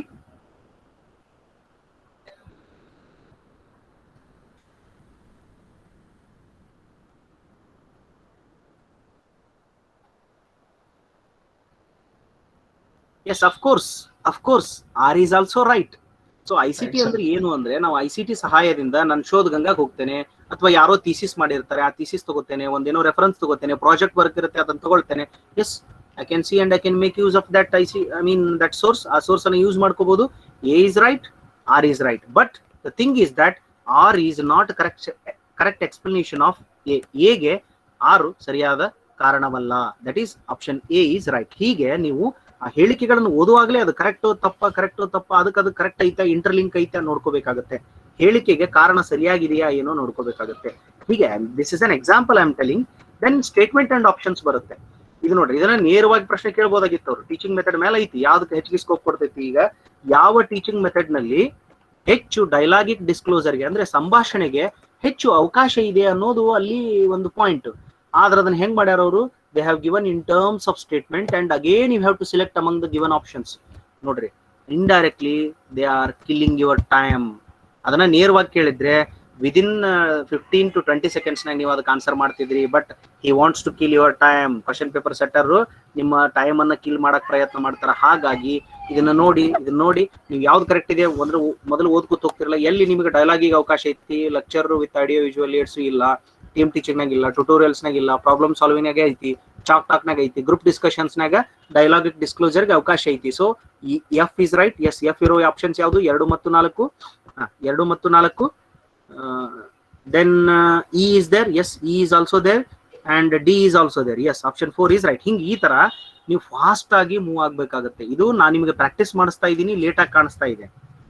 ಸೊ ನೀವೇ ಇದನ್ನ ಪ್ರಾಕ್ಟೀಸ್ ಮಾಡ್ತಾ ಹೋದ್ರೆ ಇದು ಫಾಸ್ಟ್ ಆಗ್ಬಿಡುತ್ತೆ. ಈಗ ಒಂದು 2-3 ದಿವಸದಲ್ಲಿ ನೀವು ಈ ತರದ ಕ್ವಶನ್ ಪೇಪರ್ ಗಳನ್ನ ಕೊಂಡು ಪ್ರಾಕ್ಟೀಸ್ ಮಾಡಲೇಬೇಕು. ದೆನ್ ಯೂಸ್ ಅಪ್ ಇಲ್ಲೊಂದಿದೆ, ಸ್ಟೇಟ್ಮೆಂಟ್ 1, ಸ್ಟೇಟ್ಮೆಂಟ್ 2. ಅಲ್ಲಿ ascertain and reason is different. Statement 1 and statement 2 is different. Statement 1 ಅಂತ ಕೊಟ್ಟಿರ್ತಾರೆ, ಸ್ಟೇಟ್ಮೆಂಟ್ 2, ಹೇಳಿಕೆ 1, ಹೇಳಿಕೆ 2, ಈ ರೀತಿ 2 ಕೊಡ್ಲಾಗ್ತದೆ. ಹೇಳಿಕೆ 1 ಮತ್ತು ಹೇಳಿಕೆ 2 ಎರಡೂ ಸರಿಯಾಗಿದೆಯಾ, ಎರಡೂ ತಪ್ಪಾಗಿದೆಯಾ, ಈ ತರದ ಪ್ರಶ್ನೆಗಳು ಬರುತ್ತೆ. ಸೊ ಸಮಯದ ಅಭಾವ, I am sorry. So I am moving to the next concept. So go for chapter wise PYQs ಹೋಗ್ಬೇಕು. ಇದನ್ನ ಪ್ರಿಪರೇಷನ್ ನಲ್ಲಿ ನಾ ಹೇಳ್ತಿರೋದು, ಇದನ್ನ ನೋಡ್ಕೋಬೇಕು. ಇದನ್ನ ನೋಡ್ಕೊಂಡ್ಮೇಲೆ just a minute, screen is opening. ಇದಾದ್ಮೇಲೆ go for theory preparation. Now start your theory preparation, theory reading with the help of video, audio, offline, online, notes, books and apps. ತುಂಬಾ ಆಪ್ಸ್ ಇರುತ್ತೆ, ತುಂಬಾ ವಿಡಿಯೋಸ್ ಇದೆ, ತುಂಬಾ audios ಇದೆ, ತುಂಬಾ ಥಿಯರಿಗೆ notes ಎಲ್ಲ ಇದೆ, ಬುಕ್ಸ್ ಎಲ್ಲ ಇದೆ. ಈಗ ನೀವು ಥಿಯರಿ ಓದಬೇಕು ಅಂದ್ರೆ ಪ್ರೀವಿಯಸ್ ಇಯರ್ಸ್ ಎಲ್ಲಾ ಕ್ವಶನ್ ಪೇಪರ್ ನೋಡಿದ ಮೇಲೆ ಐ ಥಿಂಕ್ ನೀವೆಲ್ಲ ಏನ್ ಮಾಡಿರ್ತೀರಿ, ಯಾವ್ದಾದ್ರು ಒಂದು ನೋಟ್ಸೋ ಬುಕ್ಕೋ ಅಥವಾ ಇನ್ನೊಂದು ಏನೋ ತಗೊಂಡು ಅಥವಾ ಒಂದು ಆ್ಯಪ್ ತಗೊಂಡು ಅಥವಾ ಯಾವ್ದೋ ವಿಡಿಯೋಸ್ ಕೇಳ್ಬಿಟ್ಟು ಎಲ್ಲ ನೋಡ್ಕೊಂಡು ಆದ್ಮೇಲೆ ಕ್ವಶನ್ ಪೇಪರ್ ಸಾಲ್ವ್ ಮಾಡ್ಲಿಕ್ಕೆ ಹೋಗಿರ್ತೀರಿ. That may hurdle in your securing good marks. ನಾನು ಉತ್ತಮ ಅಂಕಗಳನ್ನು ಪಡೆಯೋ ವಿಧಾನವನ್ನ ಹೇಳ್ತಾ ಇದ್ದೀನಿ. ಒಳ್ಳೆ ರೀತಿ ಅಂಕಗಳನ್ನು ಪಡಿಬೇಕಾಗಿತ್ತು ಅಂದ್ರೆ ಮೊದಲೇ ಪ್ರಶ್ನೆ ಪತ್ರಿಕೆಗಳನ್ನು ನೋಡ್ಕೋಬೇಕು, ಉತ್ತರ ಹಾಕಬಾರ್ದು, ಸ್ವರೂಪವನ್ನ ನೋಡ್ಕೋಬೇಕು. Nature of questions you have to understand. Then you have to start your preparation and last you have to go with a mock test, check your understanding. ಆಮೇಲೆ ಏನ್ ಮಾಡ್ಬೇಕು, ಇದೆಲ್ಲ ಓದಿದ ಮೇಲೆ ತಯಾರಿ ಮಾಡ್ಕೊಂಡ್ಮೇಲೆ ನೀವು ಪ್ರಶ್ನೆ ಪತ್ರಿಕೆಗಳನ್ನು ತಗೊಂಡು chapter wise preparation is needed. ನೀವು ಅಲ್ಲಿ ಕುತ್ಕೋಬೇಕು. ಈಗ ನನಗೆ ಸದ್ಯ ಸಮಯ ಇದೆ, ಈಗ ಫ್ರೀ ಇದ್ದೀನಿ, ಓದ್ಕೊಂಡಿದ್ದೀನಿ, ಈಗ ಓದ್ಲಿಕ್ಕೆ ಮತ್ತೆ ಬೇಜಾರಾಗ್ತಾ ಇದೆ ನನಗೆ, ಒಂದು 5 ನಿಮಿಷ ರೆಸ್ಟ್ ಮಾಡಿ. You just tell your friends or your parents to don't disturb me for next 30 minutes or next 20 minutes or next 10 minutes. ನನ್ನ ಕಡೆ ಜಾಸ್ತಿ ಬಿಡ್ಸಕ್ಕಾಗಲ್ಲ ಸರ್, ಕಾನ್ಸಂಟ್ರೇಷನ್ ಜಾಸ್ತಿ ಹೊತ್ತು ಮಾಡೋಕ್ಕಾಗಲ್ಲ ಅಂದ್ರೆ ಅದೇ ಹೇಳ್ತಾರೆ ನಮ್ಮ ಕಡೆ ಕಸ ತಿನ್ನೋದಕ್ಕಿಂತ ತುಸ ತಿನ್ಬೇಕಂತ. ಸೊ ಹೆಚ್ಚು ನೀವು ತಲೆ ಕೆಡಿಸ್ಕೊಳ್ಳೋದಕ್ಕಿಂತ 10 ಪ್ರಶ್ನೆ ತಗೊಳ್ರಿ. 10 ಪ್ರಶ್ನೆ 10 ನಿಮಿಷದಲ್ಲಿ ಬಿಡಿಸ್ಬೇಕು, ಕುತ್ಕೋಬೇಕು. ಯಾರು ನಿಮ್ಗೆ ಡಿಸ್ಟರ್ಬೆನ್ಸ್ ಮಾಡಬಾರ್ದು. ಆ ಸಮಯದಲ್ಲಿ ಕುತ್ಕೊಂಡು 10 ಪ್ರಶ್ನೆಗಳಿಗೆ ಉತ್ತರ ಹಾಕಿ ಮತ್ತೆ ಚೆಕ್ ಮಾಡ್ಕೊಳ್ಳಿ. ಈ ರೀತಿ ನೀವು ಪ್ರಾಕ್ಟೀಸ್ ಮಾಡಿದ್ರೆ ಮಾತ್ರ ನೀವು ಸಕ್ಸಸ್ ಆಗ್ಲಿಕ್ಕೆ ಸಾಧ್ಯ. ಟೈಮ್ ಉಳಿಸ್ಬೋದು, ಚೆನ್ನಾಗಿ ಸ್ಕೋರ್ ಮಾಡ್ಬೋದು. Okay, so hope this is all about the strategies to unlock it. I think I took more time. I'm sorry Ganesh sir, so I will just move to teaching aptitude. ಅವ್ರಿಗೆ ಒಂದು ಉಪಯೋಗ ಆಗಲಿ ಅನ್ನೋ ದೃಷ್ಟಿಕೋನದಿಂದ ಹೇಳಬೇಕಾಯ್ತು ನಾನು. ಈಗ ನಾನು ಫಸ್ಟ್ ಪೇಪರ್ ಸಿಲೆಬಸ್ ಅನ್ನ ಸ್ವಲ್ಪ ಡಿಸ್ಕಸ್ ಮಾಡ್ತೀನಿ, specially teaching and research aptitude. See here, ನಿಮ್ಮ teaching and research aptitude syllabus ಅನ್ನ ನೀವು ಅಂತೀರಿ ಸರ್ ಈಗಾಗಲೇ ವೆಬ್ಸೈಟ್ ಅಲ್ಲಿ ಇದೆಯಲ್ಲ, ವೆಬ್ಸೈಟ್ ಅಲ್ಲಿ they have not divided in terms of sub units. ಅವ್ರು ಸುಮ್ಮನೆ ಹಿಂಗೆಲ್ಲ ಸಿಲೆಬಸ್ ಕೊಡ್ತಾ ಹೋಗ್ಬಿಟ್ಟಿದ್ದಾರೆ ಅವರು. They have not divided it properly. You have to divide it properly. ನೀವು ಒಂದು ಪ್ರಾಪರ್ ಆಗಿ ಅದನ್ನ ಡಿವೈಡ್ ಮಾಡ್ಕೋಬೇಕು. ಇದರಲ್ಲಿ 6 ಸಬ್ ಯೂನಿಟ್ಸ್ ಬರುತ್ತೆ. Teaching aptitude, I am just taking teaching aptitude. In teaching aptitude, you have a 6 subunits. I don't know how much you have covered right now, but let me brief this one. Fundamentals of teaching, I call it as a fundamentals of teaching. ಮೊದಲಿಗೆ basics of teaching ಅಂತ ಕರಿತೇವೆ ಅಥವಾ fundamentals of teaching ಇದೆ, ಇದ್ರ ಮೇಲೆ ಪ್ರಶ್ನೆ ಬರೋ ಸಾಧ್ಯತೆ ಇರುತ್ತೆ. And the most important, please note on the point, ಎಲ್ಲ ಸ್ಪರ್ಧಾರ್ಥಿಗಳೇ ಇದನ್ನ ಸ್ವಲ್ಪ ನೋಟ್ ಮಾಡ್ಕೊಳ್ಳಿ. ಲೆವೆಲ್ಸ್ ಆಫ್ ಟೀಚಿಂಗ್ ಮೇಲೆ ತುಂಬಾ ಪ್ರಶ್ನೆಗಳು ಬಂದಿದೆ, as you all aware of it. And as I told in the earlier presentation that from June 2019 the syllabus has been updated. From that date till now you have 44 UGC net question papers of first paper. 44 ಪ್ರಶ್ನೆ ಪತ್ರಿಕೆಗಳಿದೆ. Please note down this point. 44 question papers you have in your hand from UGC NTA website. ನಾನು ನಿಮಗೆ ಕೊನೆಗೆ ತೋರಿಸ್ತೇನೆ ಎಲ್ಲಿ ಹೋಗಿ ಅದನ್ನ download ಮಾಡಬೇಕು ಅಂತ ಹೇಳಿ. ಅಥವಾ ನಿಮ್ಮ ಹತ್ರ ಇದ್ರೆ ವೆಲ್ ಅಂಡ್ ಗುಡ್, ನಿಮ್ಮ ಹತ್ರ ಇದ್ರೆ ತುಂಬಾ ಅನುಕೂಲ, ತೊಂದರೆ ಇಲ್ಲ. ಸೊ ಅದನ್ನೆಲ್ಲ ನೋಡಿದಾಗ ಲೆವೆಲ್ಸ್ ಆಫ್ ಟೀಚಿಂಗ್ ಮೇಲೆ ತುಂಬಾ ಪ್ರಶ್ನೆಗಳು ಬಂದಿದೆ. ನಾನೀಗ ಒನ್ ಬೈ ಒನ್ ಹೋಗ್ತೇನೆ. ನೆಕ್ಸ್ಟ್ ಕಮ್ಸ್ ಲರ್ನರ್ ಕ್ಯಾರೆಕ್ಟರಿಸ್ಟಿಕ್ಸ್ ಬರುತ್ತೆ. ಕಲಿಕಾರ್ಥಿಯ ಲಕ್ಷಣಗಳು, ಒಬ್ಬ ಕಲಿಯುವವನಾಗಿ ಹೇಗೆಲ್ಲ ಲಕ್ಷಣಗಳನ್ನು ಹೊಂದಿರುತ್ತಾನೆ ಒಬ್ಬ ವಿದ್ಯಾರ್ಥಿ ಅಂತಕ್ಕಂಥದ್ದು. ದೆನ್ ಫ್ಯಾಕ್ಟರ್ಸ್ ಅಫೆಕ್ಟಿಂಗ್ ಟೀಚಿಂಗ್, ಈಗ ನಾನು ಟೀಚಿಂಗ್ ಮಾಡ್ತಿದ್ದೀನಿ, ಏನೇನ್ ಫ್ಯಾಕ್ಟರ್ಸ್ ಕಾರಣ ಆಗ್ತವೆ ಅದಕ್ಕೆ ಅನ್ನೋದನ್ನ. Next very important, that is methods of teaching ಇದೆ. ದೆನ್ TSS ಇದೆ, ಟೀಚರ್ ಸಪೋರ್ಟ್ ಸಿಸ್ಟಮ್ ಕೂಡ ಇದೆ. ಅಂದ್ರೆ ಟೀಚರ್ಗೆ ಏನೇನು ಸಪೋರ್ಟಿಂಗ್ ಸಿಸ್ಟಮ್ ಬೇಕು. Previously this unit was called as teaching AIDS ಅಂತ ಕರೀತಾ ಇದ್ರು. ಅದಕ್ಕೆ ಈ ಹಿಂದೆ ಸಿಲೆಬಸ್ ಅಲ್ಲಿ ಅದಕ್ಕೆ ಟೀಚಿಂಗ್ ಏಡ್ಸ್ ಅಂತ ಇದ್ರು. Now it has been revised as teacher support system. Briefly we call them as teaching learning materials, TLMs ಅಂತ ಕರಿತೇವೆ ನಾವು ಅದಕ್ಕೆ. There are 3 kinds of teaching learning materials. They are traditional teaching learning materials or teacher learner support system, and modern and ICT based. Okay, last but not the least, very important from the point of your KCET examination, that is evaluation system. ಇದೆ. ಆ evaluation system ಅಲ್ಲಿ ನಿಮಗೆ ಬಹಳ important ಏನಿದೆ ಅದನ್ನ ನಾನು ನಿಮಗೆ ತೋರಿಸಿ ಹೇಳ್ತೇನೆ. ಇದರಲ್ಲಿ types of evaluation is important. Types of evaluation, that is formative, summative, NRT, CRT, ಆ ಥರದ್ದೆಲ್ಲ ಪ್ರಶ್ನೆಗಳು ಬರುತ್ತೆ. ಹೇಳ್ತೇನೆ ನಿಮಗೆ, ಪ್ರಶ್ನೆಗಳ ಸಮೇತವಾಗಿ ಹೇಳ್ಕೊಡ್ತೇನೆ. So next comes research aptitude. In research aptitude we have 6 subunits, or you may break into 5 also. Fundamentals of research, as I told, fundamentals of research. Second, steps of research, and third is methods of research, and thesis and article writing, applications of ICT, and research ethics. It may be added in a single subunit. So you have 5 subunits. Okay. Yes, let me come to the point, and I will deal with teaching aptitude. Let me start, and what has to be read and what has to be not read, I'm going to explain you right now. Teaching aptitude ನಲ್ಲಿ ನಾನು ನಿಮಗೆ ತೋರಿಸ್ಕೊಡ್ತೇನೆ. ಅವಾಗಲೇ ಹೇಳಿದ್ದೆ ನಾನು ನಿಮಗೆ ಒಂದು blue print ಇರುತ್ತೆ ಅಂತ ಹೇಳಿ. ಸೊ ಬ್ಲೂ ಪ್ರಿಂಟ್ ಏನಿರುತ್ತೆ, ಹೇಗಿರುತ್ತೆ ಅನ್ನೋದನ್ನ ಸ್ವಲ್ಪ ತೋರಿಸ್ತೇನೆ ನಾನು ನಿಮಗೆ. ಸ್ವಲ್ಪ ನೋಡ್ತಾ ಹೋಗಿ. ಕನ್ನಡದಲ್ಲಿದೆ, don't worry, I will spell in English also. So ಕನ್ನಡದಲ್ಲಿ ಇದು ಮಟೀರಿಯಲ್ ಇದೆ, I will spell in English. So as I told, ಈಗಾಗಲೇ ನಾನು ಹೇಳಿದ್ದೀನಿ, ಅದರಲ್ಲಿ ಮತ್ತೆ ಹೆಚ್ಚು ಹೇಳುವ ಅವಶ್ಯಕತೆ ಇಲ್ಲ. ನಾನು ಅದು ಬಂದಾಗ ಮತ್ತೆ ನಿಮಗೆ ಮಾತಾಡ್ತೇನೆ. Yes, let us come to the point. As I told, blue print ಅನ್ನು ನೋಡಬೇಕು ಅಂತ ಹೇಳಿದ್ದೆ ನಾನು. ನಾನು ನಿಮಗೆ ಹೇಳಿದ ಹಾಗೆ 44 ಪ್ರಶ್ನೆ ಪತ್ರಿಕೆಗಳಿದೆ ನನ್ನ ಹತ್ರ. ಜೂನ್ 2019ರಲ್ಲಿ 10 ಪ್ರಶ್ನೆ ಪತ್ರಿಕೆಗಳು, ಜೂನ್ 2020ರಲ್ಲಿ ಡಿಸೆಂಬರ್ 2019 ಕೂಡ 10 ಪ್ರಶ್ನೆ ಪತ್ರಿಕೆಗಳು, ಒಟ್ಟಾರೆ 44 ಪ್ರಶ್ನೆ ಪತ್ರಿಕೆಗಳು ನನ್ನ ಹತ್ರ ಇದೆ. ಸೊ ಆ 44 ಪ್ರಶ್ನೆ ಪತ್ರಿಕೆಗಳು ಮತ್ತು ಕೆಸೆಟ್ಟಿನ 7 ಪ್ರಶ್ನೆ ಪತ್ರಿಕೆಗಳು 2011ರಿಂದ ಕೆಸೆಟ್ ನಡೀತು. ಅಂದ್ರೆ ಈ ಹಿಂದೆ ನಡೆದಿಲ್ಲ ಅಂತಲ್ಲ, ನಡೆದಿದೆ. ಬಟ್ ಕ್ವಶನ್ ಪೇಪರ್ ಗಳನ್ನು ನೋಡಿದಾಗ ಯಾಕೆ ನಾನು ನಿಮಗೆ ಇದು ಇಂಪಾರ್ಟೆಂಟ್ ಅಂತ ಹೇಳಿದ್ನಂದ್ರೆ, ನಮ್ ಕಡೆ ಒಂದು ಮಾತು ಹೇಳ್ತಾರೆ, ಸಿದ್ಧ ಕೌಲೂರ್ಗೆ ಹೋದ ಅಂತ ಹೇಳ್ತಾರೆ. ಸಿದ್ಧ ಕೌಲೂರ್ಗೆ ಹೋಗೋದು ಅಂತಂದ್ರೆ, ಹಿಂದಿನ ದಿವಸ ಅಪ್ಪ ಅಮ್ಮ ಮನೇಲಿ ಮಾತಾಡ್ತಿರ್ತಾರಂತೆ, ನಾಳೆ ಸಿದ್ಧನ ಕೌಲೂರಿಗೆ ಕಳಿಸ್ಬೇಕು ಅಂತ ಹೇಳಿ. ಒಂದು ಊರು ಅದು, ಕೌಲೂರು ಅಂದ್ರೆ ಒಂದು ಊರು. ಸೊ ಅಲ್ಲಿ ಕಳಿಸ್ಬೇಕಂತ ಮಾತಾಡ್ಕೋತಿದ್ರಂತೆ. ಬೆಳಗ್ಗೆ ಎದ್ದು ನೋಡ್ತಾರಂತೆ, ಅವ್ನು ಇರ್ಲಿಲ್ಲ ಅಂತೆ. ಸೊ ಅವನೆಲ್ಲ ಹೋಗ್ಬಿಟ್ಟಿದ್ನಂತೆ. ವಾಪಸ್ ಬಂದ್ಮೇಲೆ ಕೇಳಿದ್ರಂತೆ, ಎಲ್ಲಿ ಹೋಗಿದ್ದೆ ಅಂತ ಕೇಳಿದ್ರಂತೆ. ಇಲ್ಲ, ನಾನು ಕೌಲೂರ್ಗೆ ಹೋಗಿ ಬಂದು. ಯಾಕೆ ಹೋಗಿ ಬಂದು ಗೊತ್ತಿಲ್ಲ ನಂಗೆ, ನೀವು ನಿನ್ನೆ ಮಾತಾಡ್ತಿದ್ದೀರಲ್ಲ. ನಮ್ ಕತೆ ಹಂಗ ಆಗ್ಬಾರ್ದು ಅಂತ. ನಾವೆಲ್ಲ ತುಂಬಾ ಹಾರ್ಡ್ ವರ್ಕರ್ಸ್ ಇದೀವಿ, ತುಂಬಾ ಚೆನ್ನಾಗಿ ಓದ್ಕೊಳ್ತೀವಿ, ನಮ್ಮಲ್ಲಿ ಇಂಟೆಲಿಜೆನ್ಸ್ ಇದೆ, ಸ್ಕಿಲ್ಸ್ ಇದೆ, ಎಲ್ಲಾ ಇದೆ. ಬಟ್ ಎಕ್ಸಾಮಿನೇಷನ್ಗೆ ಬೇಕಾಗಿರೋದು smart work. Don't be a hard worker. So hard ವರ್ಕಿನ ಅವಶ್ಯಕತೆ ಇಲ್ಲ. ಸ್ಮಾರ್ಟ್ ವರ್ಕ್ ಅಂದ್ರೆ ಹೇಗೆ? ಇಲ್ಲಿ ನೋಡಿ, ನಿಮ್ಮ ಎದುರುಗಡೆ ಡಿಸ್ಪ್ಲೇ ಆಗ್ತಾ ಇದೆ. ಪ್ರಶ್ನೆ ಪತ್ರಿಕೆಗಳನ್ನ ಅನಾಲಿಸಿಸ್ ಮಾಡಿ ಇಲ್ಲಿ ಹಾಕಿದ್ದೀನಿ ನಾನು. As I told, in teaching aptitude there are 6 sub units. Fundamentals of teaching, ನಾನು ಇಲ್ಲಿ ಕರ್ಸರ್ ಮೂವ್ ಮಾಡ್ತಾ ತೋರಿಸ್ತಾ ಹೋಗ್ತೇನೆ. ಇನ್ ಇಂಗ್ಲಿಷ್, ನಿಮಗೆ ಇಂಗ್ಲಿಷ್ ಮೀಡಿಯಂನವ್ರಿಗೆ ಕಷ್ಟ ಆಗಬಾರ್ದು ಅನ್ನೋದಕ್ಕೋಸ್ಕರ fundamentals of teaching, learner characteristics, factors affecting on teaching. Next teaching methods in higher education system, TSS, teaching support system and evaluation system. These are the 6 sub units.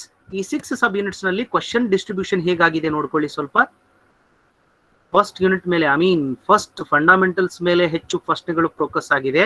ಅದ್ರ ಜೊತೆಗೆ evaluation ಅಲ್ಲೂ ಕೂಡ ಪ್ರಶ್ನೆಗಳು ಬರ್ತಾ ಇದೆ. Slowly I am moving the cursor, go through it. ಸ್ವಲ್ಪ ನೋಡ್ತಾ ಹೋಗಿ. ನೀವೆಲ್ಲ ತಯಾರಿ ಮಾಡ್ಕೊಂಡಿರ್ತೀರಿ, ಬಟ್ ಈ ತರ ತಯಾರಿ ಮಾಡ್ಕೊಂಡಿರಂಗಿಲ್ಲ. ಸೊ ನೋಡ್ಕೊಳ್ಳಿ, ಪ್ರಶ್ನೆಗಳನ್ನ ನೋಡ್ಕೊಳ್ಳಿ, ಎಲ್ಲಿ ಡಿಸ್ಟ್ರಿಬ್ಯೂಷನ್ ಆಗಿದೆ ಹೆಚ್ಚು. ನಾನೇನು ಯಾವುದೋ ಒಂದು ಎಲ್ಲಿದೋ ತಗೊಂಡು ಬಂದು ನಂದೇ ಆದಂತ ಒಂದು ಸ್ವಂತ ತಂತ್ರ ಹೇಳ್ತಾ ಇಲ್ಲ ನಿಮಗೆ. It is all of previous year question papers. Previous year question papers ಅನ್ನ ನೋಡ್ಕೊಂಡಾಗ ಯಾವ ಯೂನಿಟ್ ಮೇಲೆ ಎಕ್ಸಾಮಿನರ್ ಅಥವಾ ಕ್ವಶನ್ ಪೇಪರ್ ಸೆಟ್ಟರ್ ಫೋಕಸ್ ಮಾಡಿದ್ದಾರೆ ಅನ್ನೋದು ಇಂಪಾರ್ಟೆಂಟ್, ರೈಟ್? ನೋಡ್ಕೊಂಡ್ರಿ. ಓಕೆ, ಈಗ ಕೆಸೆಟ್ ಕಡೆ ಬನ್ನಿ. ನಿಮ್ಮ ಪ್ರತಿ ವರ್ಷದ ಕೆಸೆಟ್ ಪ್ರಶ್ನೆ ಪತ್ರಿಕೆಯನ್ನು ನೋಡಿದಾಗ ಇಲ್ಲಿಯೂ ಕೂಡ ಎಲ್ಲಿ ಪ್ರಶ್ನೆಗಳು ಬಂದಿದೆ ನೋಡ್ತಾ ಹೋಗಿ. ನಾನೇನು ಸುಮ್ಮನೆ ಹೇಳ್ತಾ ಇಲ್ಲ. Basically mathematics teacher, that's what with evidence, documentary evidences, empirical evidences we can say. Empirical evidences I am speaking. So ನೋಡ್ತಾ ಹೋಗಿ. ಸೊ ಫಂಡಮೆಂಟಲ್ಸ್ ಟೀಚಿಂಗ್ ಮೇಲೆ ಹೆಚ್ಚು ಪ್ರಶ್ನೆಗಳು ಬಂದಿದೆ. ಇವನ್ ಕೆಸೆಟ್ ಅಲ್ಲೂ ಕೂಡ ಉಳಿದ ಕಡೆಗಳಲ್ಲಿ ಅಲ್ಲೊಂದಿಲ್ಲೊಂದು ಅವಾಗೊಂದು ಇವಾಗೊಂದು ಪ್ರಶ್ನೆಗಳು ಬಂದಿದೆ. ಮೌಲ್ಯಮಾಪನ ವ್ಯವಸ್ಥೆಯ ಮೇಲೆ ಪ್ರಶ್ನೆಗಳು ಬಂದಿದೆ. ಹಾಗಾಗಿ ನೀವು ಇಡೀ ನಿಮ್ಮ ಫಸ್ಟ್ ಯೂನಿಟ್ ಅಲ್ಲಿ ಯಾವ್ದು ಓದ್ಬೇಕು ಸರ್ ಹಾಗಿದ್ರೆ ಅಂದ್ರೆ ಎಲ್ಲವನ್ನೂ ಓದಿ, ಆದ್ರೆ ಫೋಕಸ್ ಮಾತ್ರ ಫಂಡಮೆಂಟಲ್ಸ್ ಮೇಲೆ ಮಾಡಿ, ಇವ್ಯಾಲ್ಯೂಯೇಷನ್ ಮೇಲೆ ಫೋಕಸ್ ಮಾಡಿ.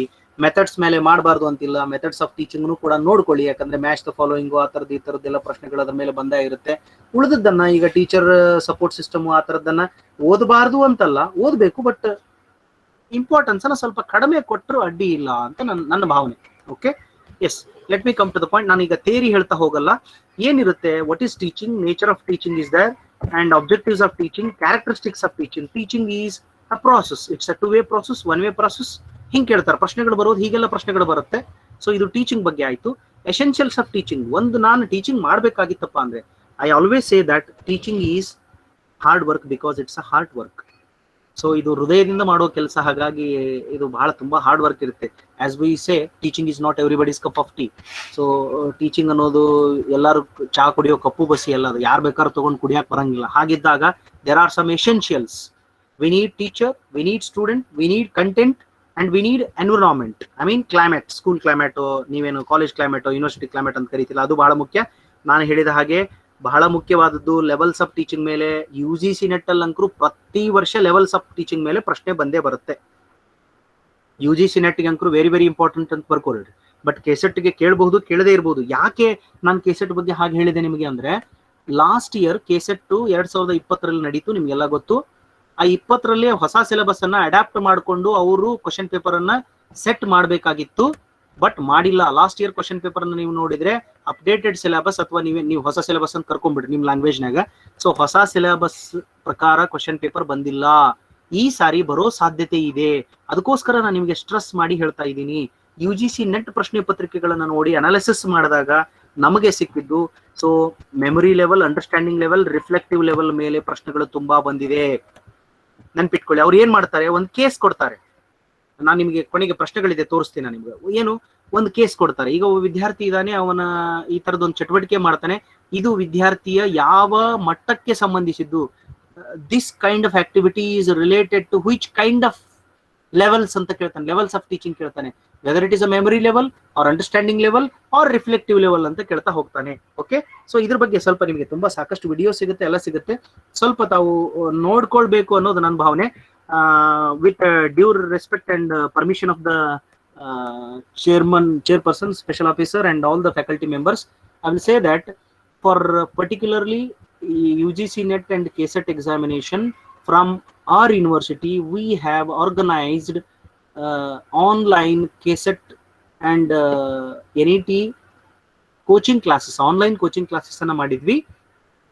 ಅದರಲ್ಲಿ ಅಕ್ಕಾ ಟಿವಿ ಅಂತ ನಮ್ದು ಟಿವಿ ಇದೆ, ಯೂನಿವರ್ಸಿಟಿ ಚಾನಲ್ ಇದೆ. ಅದರಲ್ಲಿ ನಿಮಗೆ 2020 ಮಾಡಿದ ಕ್ಲಾಸಸ್ ವಿಡಿಯೋಸ್ ಇದೆ, 21 ಮಾಡಿರುವಂತ ಕ್ಲಾಸಸ್ ವಿಡಿಯೋಸ್ ಇದೆ. You can go and watch the videos. ಎಲ್ಲ ತುಂಬಾ ಒಳ್ಳೆ ರಿಸೋರ್ಸ್ ಪರ್ಸನ್ ಎಲ್ಲ ಕ್ಲಾಸಸ್ ಮಾಡಿದ್ದಿದೆ. ಅದನ್ನ ನಿಮಗೆ ನಂತರದಲ್ಲಿ ಗಣೇಶರ್ probably he is going to inform you. ಅದ್ರ ಬಗ್ಗೆ ಇನ್ಫಾರ್ಮ್ ಮಾಡಿದಾರ ನಂಗೆ ಗೊತ್ತಿಲ್ಲ, ಮಾಡಿರಬಹುದು ಅಂತ ನಾನು ಭಾವಿಸ್ತೀನಿ. ಅದನ್ನ ನೋಡ್ಕೊಳ್ಳಿ, ಸ್ವಲ್ಪ ವಿಡಿಯೋಸ್ ಇದೆ. ಅದನ್ನ ಬರೀ ನಮ್ಮ ಯೂನಿವರ್ಸಿಟಿಗೆ ನೋಡ್ಬೇಕಂತಿಲ್ಲ, you are free to access. ಅದಕ್ಕೆ ಹೇಳ್ತಾರೆ ಜ್ಞಾನದ ಮೂಲ ಯಾವುದಾದರೂ ಸ್ವೀಕಾರಾರ್ಹ ಅಂತ. ಸೊ ಎಲ್ಲಿಂದಲೂ ನಮಗೆ ಜ್ಞಾನ ಸಿಗುತ್ತಾ ಅಂದ್ರೆ ನಾವು ತಗೊಳ್ಬೇಕಾಗತ್ತೆ. ಸೊ ಆ ಜ್ಞಾನವನ್ನ ತಗೊಳ್ಳಿ. ಒಂದು ಸ್ವಲ್ಪ ವಿಡಿಯೋಸ್ ನೋಡ್ಕೊಂಡ್ರೆ ನಿಮ್ಗೆ ಹೆಲ್ಪ್ ಆಗುತ್ತೆ ಪ್ರಿಪರೇಷನ್ಗೆ. ಸೊ ಇದು ಲೆವೆಲ್ಸ್ ಆಫ್ ಟೀಚಿಂಗ್ ಮೇಲೆ ಆಯ್ತು. ಇನ್ನು ಕ್ಯಾರೆಕ್ಟರಿಸ್ಟಿಕ್ಸ್ ಆಫ್ ಲರ್ನರ್ಸ್ ಮೇಲೆ ಪ್ರಶ್ನೆಗಳು ತುಂಬಾ ಬರುತ್ತೆ. ಕ್ಯಾರೆಕ್ಟರಿಸ್ಟಿಕ್ಸ್ ನೋಡ್ಕೋಬೇಕಾಗುತ್ತೆ. ನಾನು ಸ್ವಲ್ಪ ನಿಮಗೆ ಫೋಕಸ್ ಮಾಡ್ತೇನೆ, ದಯವಿಟ್ಟು ಸ್ವಲ್ಪ ಇಲ್ಲಿ ಗಮನಿಸಿ. ಈಗ ಮೆಥಡ್ಸ್ ಆಫ್ ಟೀಚಿಂಗ್ ಮೇಲೆ ಇನ್ ಹೈಯರ್ ಎಜುಕೇಶನ್ ರಿಲೇಟೆಡ್. ಯಾಕೆ ಹೈಯರ್ ಎಜುಕೇಶನ್ ರಿಲೇಟೆಡ್ ಅಂತಂದ್ರೆ, ಈ ಹಿಂದೆ ನಾವು ಬರೀ ಸೆಕೆಂಡರಿ ಲೆವೆಲ್ ಮೇಲೆ ಪ್ರಶ್ನೆಗಳು ಬರ್ತಾ ಇತ್ತು. ನಾವು they have revised it as methods of teaching in institutions of higher learning ಅಂತ ಬರ್ತಾ ಇದೆ, ಅಥವಾ ಹೈಯರ್ ಇನ್ಸ್ಟಿಟ್ಯೂಷನ್ಸ್ ಅಂತ ತಗೊಳ್ಬಹುದು. ಅಲ್ಲಿ ಬರುತ್ತೆ. ಅಲ್ಲಿ ನೀವು ಇದನ್ನ ಅರ್ಥ ಮಾಡ್ಕೊಳ್ಳೋದಕ್ಕಿಂತ ಮುಂಚೆ ಟೀಚಿಂಗ್ ಮೆಥಡಾಲಜಿಯನ್ನ ಅರ್ಥ ಮಾಡ್ಕೋಬೇಕು. ಕನ್ನಡದಲ್ಲಿ ಬೋಧನಾ ವಿಧಿವಿಧಾನ ಶಾಸ್ತ್ರ ಅಂತ ಕರಿತೇವೆ ನಾವು. ತುಂಬಾ ಜನಕ್ಕೆ ಇದು ಹೊಸದು ಅಂತ ಅನಿಸಬಹುದು.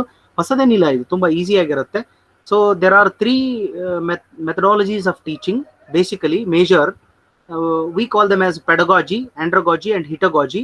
Pedagogy in the sense is children learning or child learning anta kariteve, and its pedagogy is nothing but it's the art and science of teaching for age group of 6 to 16 years. ಅಂದ್ರೆ 6 ರಿಂದ 16 ವರ್ಷಗಳ ಮಕ್ಕಳಿಗೆ ಕಲಿಸುವಂತಹ ಒಂದು ಏನು ಪದ್ಧತಿ ಇದೆಯಲ್ಲ, so ಅದಕ್ಕೆ ನಾವು ಪೆಡಗಾಜಿ ಅಂತ ಕರಿತೇವೆ. ಆಂಡ್ರೋಗಾಜಿ ಅಂದ್ರೆ ಇದು ಪದ ಬಳಕೆಯಲ್ಲಿ ಜಾಸ್ತಿ ಇಲ್ಲ, but last year UGC net ಅಲ್ಲಿ ಇದನ್ನ ಪ್ರಶ್ನೆ ಕೇಳಿದ್ದಾರೆ.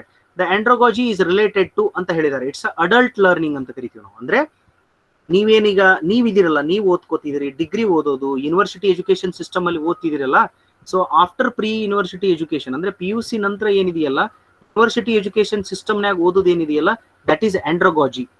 And heutagogy is self directed learning. I mean at the research level. For example, ಈಗ ನಾನು MPhil ಮಾಡ್ತಿದ್ದೀನಿ, PhD ಮಾಡ್ತಿದ್ದೀನಿ ಅಂತಿದೆಯಲ್ಲ, ದಟ್ ಈಸ್ ಹಿಟೋಗಾಜಿ. ಅವಾಗ ನಾವು ನಿಮ್ಮನ್ನ ಟ್ರೀಟ್ ಮಾಡೋ ರೀತಿ ಬೇರೆ ಇರುತ್ತೆ. ಸೊ ಹಾಗೆ 3 ರೀತಿಯಾಗಿದೆ. ಆ 3 ರೀತಿಯನ್ನ ಸ್ವಲ್ಪ ನಾನು ನಿಮಗೆ ಬ್ರೀಫ್ ಅಪ್ ಮಾಡಿದ್ದೇನೆ, ಯಾಕಂದ್ರೆ ಇದ್ರ ಮೇಲೆ ಪ್ರಶ್ನೆ ಬಂದಿದೆ ಅನ್ನೋದಕ್ಕೆ ನಾನು ಫೋಕಸ್ ಮಾಡಿದೆ. ಅರ್ಥ ಆಗಿಲ್ಲ ಅಂದ್ರೆ ಬಿಟ್ಬಿಡಿ, ತಲೆ ಕೆಡಿಸ್ಕೊಳ್ಳಿಕ್ಕೆ ಹೋಗ್ಬಿಡಿ. And there are terms in teaching methodologies. Approach, method ಬರುತ್ತೆ, ಟೆಕ್ನಿಕ್ ಬರುತ್ತೆ, ಸ್ಟ್ರಾಟಜಿ ಬರುತ್ತೆ. ರೈಟ್? ಈ ಟೆಕ್ನಿಕ್ಕು, ಸ್ಟ್ರಾಟಜಿ, ಮೆಥಡ್ಸು ಎಲ್ಲ ಒಂದ ಅನ್ಕೊಂಡ್ಬಿಟ್ರೆ ಬಹಳಷ್ಟು ಜನ. ಹಂಗಿಲ್ಲ. Please note on the point. ಸ್ಟ್ರಾಟಜಿಗೂ ಟೆಕ್ನಿಕ್ಗೂ ಏನು ವ್ಯತ್ಯಾಸ? ಈಗ ಫಾರ್ ಎಕ್ಸಾಂಪಲ್, ನಿಮ್ಮ ಮನೆಯಲ್ಲಿ ಗ್ಯಾಸ್ ಮೇಲ್ಗಡೆ ಹಾಲು ಇಟ್ಟಿದ್ದೀರಿ ಅಂತ ಅನ್ಕೊಳ್ಳಿ. ಅದನ್ನ ಬಾಯ್ಲ್ ಮಾಡ್ಲಿಕ್ಕೆ ಹಾಲು ಇಟ್ಟಿದ್ದೀರಿ ಅಂತ ಅನ್ಕೊಳ್ಳಿ. ಈಗ ಹಾಲು ಬಾಯ್ಲ್ ಆಗ್ತಾ ಇದೆ. ಹೇಗೆಲ್ಲ ನೀವು ಅದನ್ನ ಕಡಿಮೆ ಮಾಡ್ಬೋದು, ಬಾಯ್ಲ್ ಕಡಿಮೆ ಮಾಡೋದು, ಅಥವಾ ಹಾಲೆಲ್ಲ ಕುದ್ದೋಗ್ಬಿಟ್ಟಿದೆ, ಅದನ್ನ ಏನ್ ಮಾಡ್ಬೇಕು? ನೊರೆ ಬರ್ತಾ ಇದೆ, ಏನ್ ಮಾಡ್ಬೇಕು? You have a different strategies. ಅಮ್ಮ ಆದ್ರೆ ನೇರವಾಗಿ ಬಂದ್ಬಿಟ್ಟು ಅದನ್ನ ತನ್ನ ಕೈಯಿಂದನೇ ಹಿಡಿದು ಇಳಿಸ್ಬಿಡ್ತಾಳೆ. ನೀವು ಹಿಡಿಲಿಕ್ಕೆ ಹೋಗಿ ಕೈ ಸುಟ್ಕೋತೀರಿ, because she is using technique. ಅದಕ್ಕೆ the personal art and style is called as technique. ಅದಕ್ಕೆ ಟೆಕ್ನಿಕ್ ಅಂತ ಇರ್ತಾವು. ಟೀಚಿಂಗ್ನಾಗ ಮೆಥಡ್ ಇಸ್ ಡಿಫರೆಂಟ್. ಮೆಥಡ್ ಅಂದ್ರೆ ಫಾಲೋ ಮಾಡ್ತೀವಿ, ಏನ್ ಮಾಡ್ಬೇಕು, ಮೊದಲು ಹೋಗ್ಬೇಕು, ಹಾಗೆ ಮಾಡ್ಬೇಕು, ಹೀಗೆ ಮಾಡ್ಬೇಕು, ಏನೋ ಒಂದು ಪ್ರಿಪೇರ್ ಮಾಡ್ತಿದ್ರಿ ಅಂತ ಅನ್ಕೊಳ್ಳಿ, ಮೆಥಡ್ಸ್ ಇರುತ್ತೆ. ಹಾಗೆ in our teaching methodology we have 2 system, teacher centered methods and learner centred methods ಅಂತ ಕರಿತೇವೆ. And there is another method which has been updated from 2019, that is offline and online. ನಿಮಗೆ ಇದಕ್ಕೇನು ಹೆಚ್ಚು ಹೇಳೋ ಅವಶ್ಯಕತೆ ಇಲ್ಲ. ಆನ್ಲೈನ್ ಮೆಥಡ್ಸ್ ಅಂದ್ರೆ ಈಗ ಸದ್ಯ presently we are meeting in this webinar. So this itself is an online method, right? So ಇನ್ನು teacher centred, learner centred methods ಬರುತ್ತೆ. ನೀವು ಹೇಗೆ ಓದಬೇಕು ಇದನ್ನ ಈಸಿಯಾಗಿ ಹೇಳ್ಕೊಟ್ಬಿಡ್ತೀನಿ. ಈಗೂ ಕೂಡ ಸಮಯ ಮಿಂಚಿಲ್ಲ. ಇದು ತುಂಬಾ ಸ್ಕೋರಿಂಗ್. ಇದು ಟೀಚಿಂಗ್ ಅಪ್ಟಿಟ್ಯೂಡ್ ನಲ್ಲಿ ನೀವು 5 ಕ್ವಶನ್ ಅನ್ನು ಅಟೆಂಡ್ ಮಾಡಬಹುದು. ತುಂಬಾ ಈಸಿ ಇದೆ ಇದು. ಏನ್ ಮಾಡ್ಬೇಕು? ಲೆಕ್ಚರ್ ಮೆಥಡ್ ಅಂದ್ರೆ ಹೇಗೆ ಓದ್ಬೇಕು ಅಂದ್ರೆ, you have to take a method. ಒಂದ್ ಮೆಥಡ್ ತಗೊಳ್ರಿ. ಈಗ for example lecture method, the focus of that method ಓದ್ಕೋಬೇಕು ನೀವು. ಅದು ಎದ್ರ ಮೇಲೆ ಫೋಕಸ್ ಮಾಡುತ್ತಾ, ಅದ್ರ ಮೆರಿಟ್ಸ್ ಏನು, ಅದ್ರ ಡಿಮೆರಿಟ್ಸ್ ಏನು, ಇಷ್ಟ ಸಾಕು. ಒಂದ್ ಮೆಥಡ್ ಅಂದ್ರೆ ಹಿಂಗ್ ಓದ್ಕೋತ ಹೋಗ್ಬೇಕು. You have to study each and every method like this. What is that method? And if suppose anybody has invented it and propagated it, you can have that his name or her name, and later if there are any merits and demerits of that method, you have to see the merits and demerits of that method. Okay, so istana ನೀವು ಎಲ್ಲಾ method ಅನ್ನು ಹಿಂಗೆ ಓದ್ಕೊಳ್ತಾ ಹೋಗ್ಬೇಕು. I'm sorry, I don't have a time that much. ತುಂಬಾ ಸಮಯ ಕಡಿಮೆ ಇರೋದ್ರಿಂದ ನಾನು ಸ್ವಲ್ಪ ಫಾಸ್ಟ್ ಹೋಗ್ತಾ ಇದ್ದೀನಿ. ಇಲ್ಲೊಂದು ಇಂಪಾರ್ಟೆಂಟ್ ಇದೆ. ಆನ್ಲೈನ್ ಅಂಡ್ ಆಫ್ಲೈನ್ ಮೆಥಡ್ಸ್ ಗಳಂತ ಬಂದಾಗ they may ask full forms of this. ಯಾಕಂದ್ರೆ ಕೆಸೆಟ್ ನಾಗ ಇಲ್ಲಿವರೆಗೂ ಇದೇ ಫಸ್ಟ್ ಟೈಮ್ ಹೊಸ ಸಿಲೆಬಸ್ ಮೇಲೆ ಕ್ವಶನ್ ಪೇಪರ್ ಆಗ್ತಾ ಇರೋದು. ಇದೇ ಫಸ್ಟ್ ಟೈಮು. ಸ್ವಲ್ಪ ಈಸಿ ಲೆವೆಲ್ ಪ್ರಶ್ನೆಗಳು ಬರೋ ಸಾಧ್ಯತೆ ಇರುತ್ತೆ. ಹಾಗಾಗಿ ಇದ್ರದ್ದು ಏನೋ ಫುಲ್ ಫಾರ್ಮ್ ಕೇಳಬಹುದು. ಈಗ ಸ್ವಯಂ ಅನ್ನೋದಿದೆ, ಸ್ವಯಂದು ಫುಲ್ ಫಾರ್ಮ್ ಕೇಳಬಹುದು ಅವರು. ಸ್ವಲ್ಪ ಇದನ್ನ ಮಾಡ್ತಿದ್ದೀನಿ, ಜೂಮ್ ಮಾಡ್ತಾ ಇದ್ದೀನಿ, ನೋಡ್ಕೊಳ್ಳಿ. ಇಲ್ಲಿ ನೋಡಿ, ಸ್ವಯಂ. What is the full form of ಸ್ವಯಂ? Study webs of active learning for young aspiring minds ಅಂತ ಬರುತ್ತೆ. ಸ್ವಯಂ ಅಂದ್ರೆ ಏನು, ಇದೊಂದು ಪ್ಲಾಟ್ಫಾರ್ಮ್. ಇಲ್ಲಿ ನೀವು ಅನೇಕ ಕೋರ್ಸ್ಗಳನ್ನು ಮಾಡಬಹುದು. Anybody can. It's an digital initiation of government of India. ನೆನ್ಪಿಟ್ಕೊಳ್ಳಿ, digital initiation of government of India. Sir, and always ಇದನ್ನು ಕೇಳ್ಬೋದು, ನಿಮ್ ಪ್ರಶ್ನೆ ಹೀಗೂ ಕೇಳ್ಬೋದು. Always Swayam courses are in how many quadrants ಅಂತ ಕೇಳಬಹುದು. ಸೊ ಯಾವಾಗ್ಲೂ 4 ಕ್ವಾಡ್ರಂಟ್ ಅಲ್ಲಿ ಇರುತ್ತೆ, ನೆನ್ಪಿಟ್ಕೊಳ್ಳಿ. 4 ಕ್ವಾಡ್ರಂಟ್ ಇದೆ ಮತ್ತು 9 ಕೋಆರ್ಡಿನೇಟಿಂಗ್ ಸೆಂಟರ್ಸ್ ಇದೆ. ಇದು ಸ್ವಲ್ಪ ಇದ್ರ ಡೀಟೇಲ್ಸ್ ಓದ್ಕೊಳ್ರಿ ನೀವು. You just Google in your mobile ಸ್ವಯಂ ಅಂತ ಹೊಡಿರಿ, ಬಂದ್ಬಿಡುತ್ತೆ, ನಿಮ್ಗೆಲ್ಲ ಡೀಟೇಲ್ಸ್ ಸಿಗುತ್ತೆ. ಓಕೆ, ನನ್ಗೆ ಅಷ್ಟು ಸಮಯ ಇಲ್ಲ ಡೀಟೇಲ್ ಆಗಿ ಹೇಳಲಿಕ್ಕೆ. ದೆನ್ ಸ್ವಯಂ ಪ್ರಭಾ ಅಂತ ಬರುತ್ತೆ, ಮತ್ತೆ ನಿಮ್ಮ ಪಕ್ಕದ ಮನೆ ಪ್ರಭಾ ಅಲ್ಲ, ಸ್ವಯಂ ಪ್ರಭಾ. ಸೊ ಸ್ವಯಂ ಪ್ರಭಾದಲ್ಲಿ it's channel of 34 I think 32 or 34 DTH channels ಇರುತ್ತೆ. ಸೊ ಇದ್ರ ಬಗ್ಗೆ ಇಲ್ಲಿ ಇರುತ್ತೆ. ದೆನ್ ಮೂಕ್ ಬಗ್ಗೆ ಫುಲ್ ಫಾರ್ಮ್ ಕೇಳಬಹುದು ಅದ್ರದ್ದು, right. So next comes teaching support system ಬರುತ್ತೆ. ಟೀಚಿಂಗ್ ಸಪೋರ್ಟ್ ಸಿಸ್ಟಮ್ ಅಲ್ಲಿ ಏನಿದೆ ಅಂತಂದ್ರೆ TSS ಅಂತ ಶಾರ್ಟ್ ಫಾರ್ಮ್ ಆಗಿ ನಾವು TSS ಅಂತ ಕರಿತೇವೆ. ಮಾಡರ್ನ್ TSS ಮತ್ತು ICT based TSS.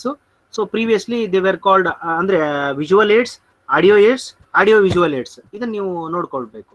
Okay, so visual AIDS ಅಂದ್ರೆ ಏನೇನಿರುತ್ತೆ, ಆಡಿಯೋ ಏಡ್ಸ್ ಅಂದ್ರೆ ಏನೇನಿರುತ್ತೆ, ಆಡಿಯೋ ವಿಜುವಲ್ ಏಡ್ಸ್ ಅಂದ್ರೆ ಏನೇನು ಬರುತ್ತೆ. ಸೊ ಅದೆಲ್ಲ ನಿಮಗೆ ಕಾಮನ್ ಆಗಿ ಗೊತ್ತೇ ಇರುತ್ತೆ.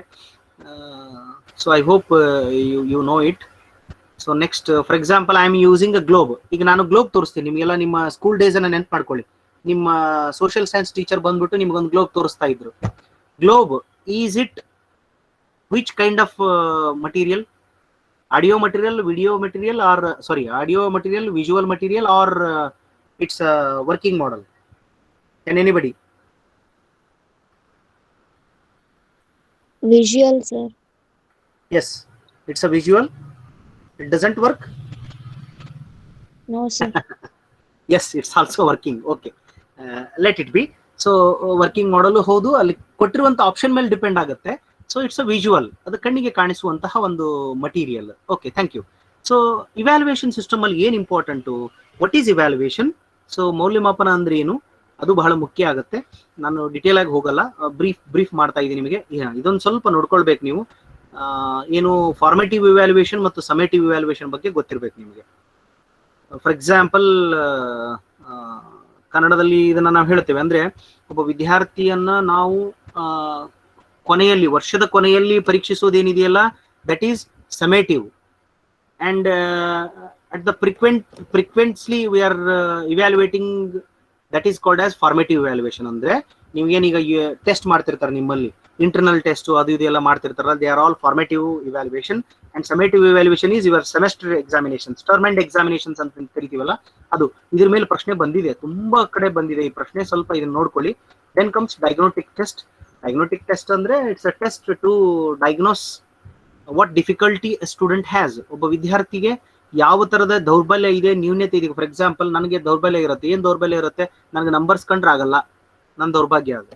ಸೊ ಅದನ್ನ ನಾನು ಐಡೆಂಟಿಫೈ ಮಾಡಬೇಕು. ಕೆಲವು ಜನಕ್ಕೆ ಇನ್ನೂ ಕೂಡ ಈ ಕೂಡೋದು, ಕಳಿಯೋದು, ಮಲ್ಟಿಪ್ಲಿಕೇಶನ್, ಡಿವೈಡೆಡ್ ಬೈ, ಪರ್ಸೆಂಟೇಜ್ ತೆಗೆಯೋದು ಇದೆಲ್ಲ ಬರ್ತಾ ಇರಂಗಿಲ್ಲ. So they are the difficulties. ಅಂತ ಡಿಫಿಕಲ್ಟೀಸ್ ಗಳನ್ನ ಪತ್ತೆ ಹಚ್ಚಲಿಕ್ಕೆ ಏನ್ ಟೆಸ್ಟ್ ಯೂಸ್ ಮಾಡ್ತೀವಲ್ಲ, ದಟ್ ಈಸ್ ಡಯಾಗ್ನೋಸ್ಟಿಕ್ ಟೆಸ್ಟ್ ಅಂತ ಕರಿತೀವಿ ನಾವು. ನೀವು ಡಾಕ್ಟರ್ ಕಡೆ ಹೋದಾಗ ಡಯಾಗ್ನೋಸಿಸ್ ಮಾಡ್ತಾರ ಅಂತ ಹೇಳ್ತಾರಲ್ಲ, ಅವ್ರೊಂದು ಬರೀತಾರ ನಿಮಗೆ, go and take blood test ಅಂತ ಹೇಳ್ತಾರೆ, that blood testing. And there is another kinds of test, that is NRT and CRT ಅಂತ ಇರುತ್ತೆ, norm referenced and criteria referenced ಅಂತ ಟೆಸ್ಟ್ಗಳು ಬರುತ್ತೆ. ಸೊ ಇದಾದ್ಮೇಲೆ ಈಗ ಹೊಸದಾಗಿ ಆ್ಯಡ್ ಆಗಿರೋದು ಏನಿದೆಯಲ್ಲ, ನಾನು ಇದನ್ನೆಲ್ಲ ಸ್ವಲ್ಪ ಸ್ಕಿಪ್ ಮಾಡ್ತಾ ಇದ್ದೀನಿ. ಹೊಸದಾಗಿ ಆ್ಯಡ್ ಆಗಿರೋದು ಏನಿದೆಯಲ್ಲ ಅದನ್ನ ಸ್ವಲ್ಪ ಫೋಕಸ್ ಮಾಡ್ತೇನೆ, ಸ್ವಲ್ಪ ಕೇಳಿಸ್ಕೊಳ್ಳಿ. CBCS ಸಿಸ್ಟಮ್ ಬಗ್ಗೆ ಇದೆ, ಹೊಸದಾಗಿ ಆ್ಯಡ್ ಮಾಡಿದ್ದಾರೆ ಇದನ್ನ ಸಿಲೆಬಸ್ ಅಲ್ಲಿ. CBCS ಸಿಸ್ಟಮ್ ಅಂದ್ರೆ ನೀವೆಲ್ಲ ಓದ್ತಾ ಇದ್ದೀರಿ, ಈಗ ನಿಮ್ ಕೋರ್ಸ್ ಅಲ್ಲಿ ಇದೆ ಚಾಯ್ಸ್ ಬೇಸ್ಡ್ ಕ್ರೆಡಿಟ್ ಸಿಸ್ಟಮ್ ಅಂತ ಬರುತ್ತೆ. ಅದ್ರ ಬಗ್ಗೆ ಸ್ವಲ್ಪ ಡಿಟೇಲ್ ಆಗಿ ನೋಡ್ಕೊಳ್ಳಿ. ಅದ್ರ ಬಗ್ಗೆ ಭಾಳ ಅಂದ್ರೆ ನಿಮ್ಗೆ ಇದನ್ನ ಕೇಳ್ಬೋದು, ಫುಲ್ ಫಾರ್ಮ್ ಲಾಂಗ್ ಫಾರ್ಮ್ ಕೇಳೋ ಸಾಧ್ಯತೆ ಇರುತ್ತೆ, ಯಾಕಂದ್ರೆ ಇದು ಫಸ್ಟ್ ಟೈಮ್ ಇರೋದ್ರಿಂದ. ಮತ್ತೆ ಮುಂದೆ ಬೇಕಿದ್ರೆ ಏನಾದ್ರು ಕೇಳ್ಬೋದು. ಗ್ರೇಡಿಂಗ್ ಸಿಸ್ಟಮ್ ಇರುತ್ತಾ CBCS ನಲ್ಲಿ? ಗ್ರೇಡಿಂಗ್ ಇರುತ್ತಾ, ಗ್ರೇಡ್ ಪಾಯಿಂಟಿಂಗ್ ಇರುತ್ತಾ, ಗ್ರೇಡ್ ಪಾಯಿಂಟ್ ನಲ್ಲಿ ಯಾವ್ಯಾವ ಗ್ರೇಡ್ ಪಾಯಿಂಟ್ಸ್ ಇರುತ್ತೆ, how many point scale use ಮಾಡ್ತಾರೆ? UGC recommends 10 point grading system, ನೆನ್ಪಿಟ್ಕೊಳ್ಳಿ. 10 ಪಾಯಿಂಟ್ ನಿಮ್ಗೆಲ್ಲ ನಿಮ್ಮ ಮಾರ್ಕ್ಸ್ ಕಾರ್ಡ್ ಅಲ್ಲಿ ಬಂದಿರುತ್ತೆ, ಫಸ್ಟ್ ಸೆಮೆಸ್ಟರ್ ಅಲ್ಲಿ, ಸೆಕೆಂಡ್ ಸೆಮೆಸ್ಟರ್ ಅಲ್ಲಿ ಈ ತರದ ಗ್ರೇಡಿಂಗ್ ಪಾಯಿಂಟ್ಸ್ ಬಂದಿರುತ್ತೆ. ಸೊ ಅದನ್ನ ನೆನ್ಪಿಟ್ಕೋಬೇಕು. ಇದೇನು ಡಿಟೇಲ್ ಬೇಕಾಗಿಲ್ಲ, CGPA ಹೆಂಗ್ ಕ್ಯಾಲ್ಕುಲೇಷನ್ ಮಾಡ್ತೀವಿ ಅದು ಮಾಡ್ತೀವಿ ಅಂತ ಹೇಳಿ. Yes, let me come to the point. Yes, ನಾನು ನಿಮಗೆ ಪ್ರಶ್ನೆಗಳನ್ನು ತೋರಿಸೋದಿದೆ. ಪ್ರಶ್ನೆಗಳನ್ನು just will review you. Yes, see here June 2019 20ನೇ ತಾರೀಕು ನಡೆದಂತ UGC ನೆಟ್ ಪರೀಕ್ಷೆಯ ಪ್ರಶ್ನೆ ಪತ್ರಿಕೆ ಇಲ್ಲಿದೆ.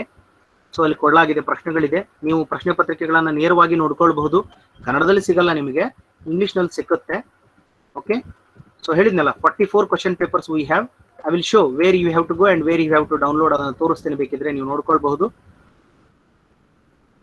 Right, otherwise I am going to share to Ganesh sir. ಅದನ್ನ ಗಣೇಶ್ ಸರ್ಗೆ ನಾನು ಶೇರ್ ಮಾಡ್ತೇನೆ, ನನ್ನಲ್ಲಿ ಇದೆ, ಗಣೇಶ್ ಸರ್ಗೆ ಶೇರ್ ಮಾಡ್ತೇನೆ. ಅದನ್ನ ನೋಡ್ಕೊಳ್ಳಿ, ಕ್ವಶನ್ ಪೇಪರ್ಸ್ ನೋಡ್ಕೊಳ್ಳಿ. ರೈಟ್, ಈ ತರ ನೋಡಿ, ನಾನೇನು ಎಲ್ಲೂ ಹೇಳ್ತಾ ಇಲ್ಲ. ಪ್ರಶ್ನೆ ಪತ್ರಿಕೆಗಳನ್ನ ಕೊಡಲಾಗಿದೆ. ಮೌಲ್ಯಮಾಪನ ವ್ಯವಸ್ಥೆ ಇಲ್ಲಿದೆ ನೋಡಿ. ಸ್ವಲ್ಪ ಇದೊಂದು ಪ್ರಶ್ನೆ ಬಿಡಿಸ್ಬಿಟ್ಟು ನಾ ಮುಂದೆ ಹೋಗ್ತೀನಿ. ಬೋಧನೆಯ ಮಟ್ಟ ಅಂದ್ರೆ levels of teaching. Levels of teaching ಮೇಲೆ ಮ್ಯಾಚ್ ದ ಫಾಲೋಯಿಂಗ್ ಕೇಳಾರ. ನೆಕ್ಸ್ಟ್ ಮೌಲ್ಯಮಾಪನ ವ್ಯವಸ್ಥೆಯ ಮೇಲೆ ಅಂತ ಹೇಳಿ ಕನ್ನಡದಲ್ಲಿ ಇದೆಯಲ್ಲ, ಹೇಗೆ English? Yes madam, madam yes madam, yes ಅಂತ ಹೇಳಿ ಹಾಕಿದ್ರೆ ಕನ್ನಡದಲ್ಲಿ ಇದೆ. UGC ನೆಟ್ ಕನ್ನಡದಲ್ಲಿ ಇರಲ್ಲ ಅಲ್ವಾ? ಇಲ್ಲ, ಕನ್ನಡದಲ್ಲಿ ಇರಲ್ಲ. ನಾನು ಕನ್ನಡದಲ್ಲಿ ಟ್ರಾನ್ಸ್ಲೇಟ್ ಮಾಡಿದ್ ಮೇಡಮ್. ಇದು ಆ ಕ್ವಶನ್ ಪೇಪರ್ ಅನ್ನ ಕನ್ನಡದಲ್ಲಿ ಟ್ರಾನ್ಸ್ಲೇಟ್ ಮಾಡಿ ತೋರಿಸ್ತಾ ಇದ್ದೀನಿ ನಾನು. ನನ್ನ ಹತ್ರ ಇಂಗ್ಲಿಷ್ ಕೂಡ ಇದೆ. So I am going to show it right now. ಒಂದ್ ನಿಮಿಷ, ನಿಮ್ಗೆ ಕಷ್ಟ ಆಗತ್ತಂದ್ರೆ ನಾನು ಇಂಗ್ಲಿಷ್ ಅಲ್ಲಿ ಹಾಕಿ ತೋರಿಸ್ತೀನಿ. ಇದು ಕನ್ನಡದಲ್ಲಿ ಇದೆ. ಇದು ಇದೇ ಪ್ರಶ್ನೆ ಪತ್ರಿಕೆ ಇಂಗ್ಲಿಷ್ ಅಲ್ಲೂ ಇದೆ madam. Yes, I will show. Yes, ನಿಮಗೆ ಕ್ವಶನ್ ಪೇಪರ್ ಬೇಕಿದ್ರೆ ನಾನು ಅದರಲ್ಲೂ ತೋರಿಸ್ತೇನೆ ಮೇಡಮ್, ಏನ್ ತೊಂದರೆ ಏನಿಲ್ಲ. Yes, I have a collection of all the question papers. Let me. ಇಲ್ಲ ಇದೆ ಮೇಡಮ್, ಒಂದ್ ನಿಮಿಷ. ಒಂದು ಕ್ವಶನ್ ಪೇಪರ್ ತೋರಿಸ್ಬಿಟ್ಟು ಹೋಗ್ಬಿಡ್ತೀನಿ ನಾನು ಮುಂದೆ. ಅಲ್ಲ, ಓಕೆ, ಅವರು ನೋಡ್ಕೋತಾರೆ, ಮಕ್ಕಳು ಡೌನ್ಲೋಡ್ ಮಾಡ್ಕೋತಾರೆ. ನಂಗೆ ಅಷ್ಟೊಂದು ಶ್ರಮ ಪಟ್ಟಿದ್ದೀರಾ. ನೀವು ಆ ಕ್ವಶನ್ ಪೇಪರ್ ಹೆಂಗ್ ಬಂತು ಕನ್ನಡದಲ್ಲಿ ಅಂತ ನಿಮ್ ಪ್ರಶ್ನೆ ಆಗಿತ್ತು ಅಂತ ಅನ್ಸುತ್ತೆ ನಮ್ಗೆ. ಇಲ್ಲ, I have translated this question paper. ಇದನ್ನ ಕ್ವಶನ್ ಪೇಪರ್ ಅನ್ನ ನಾನು translate ಮಾಡಿದ್ದಿದೆ.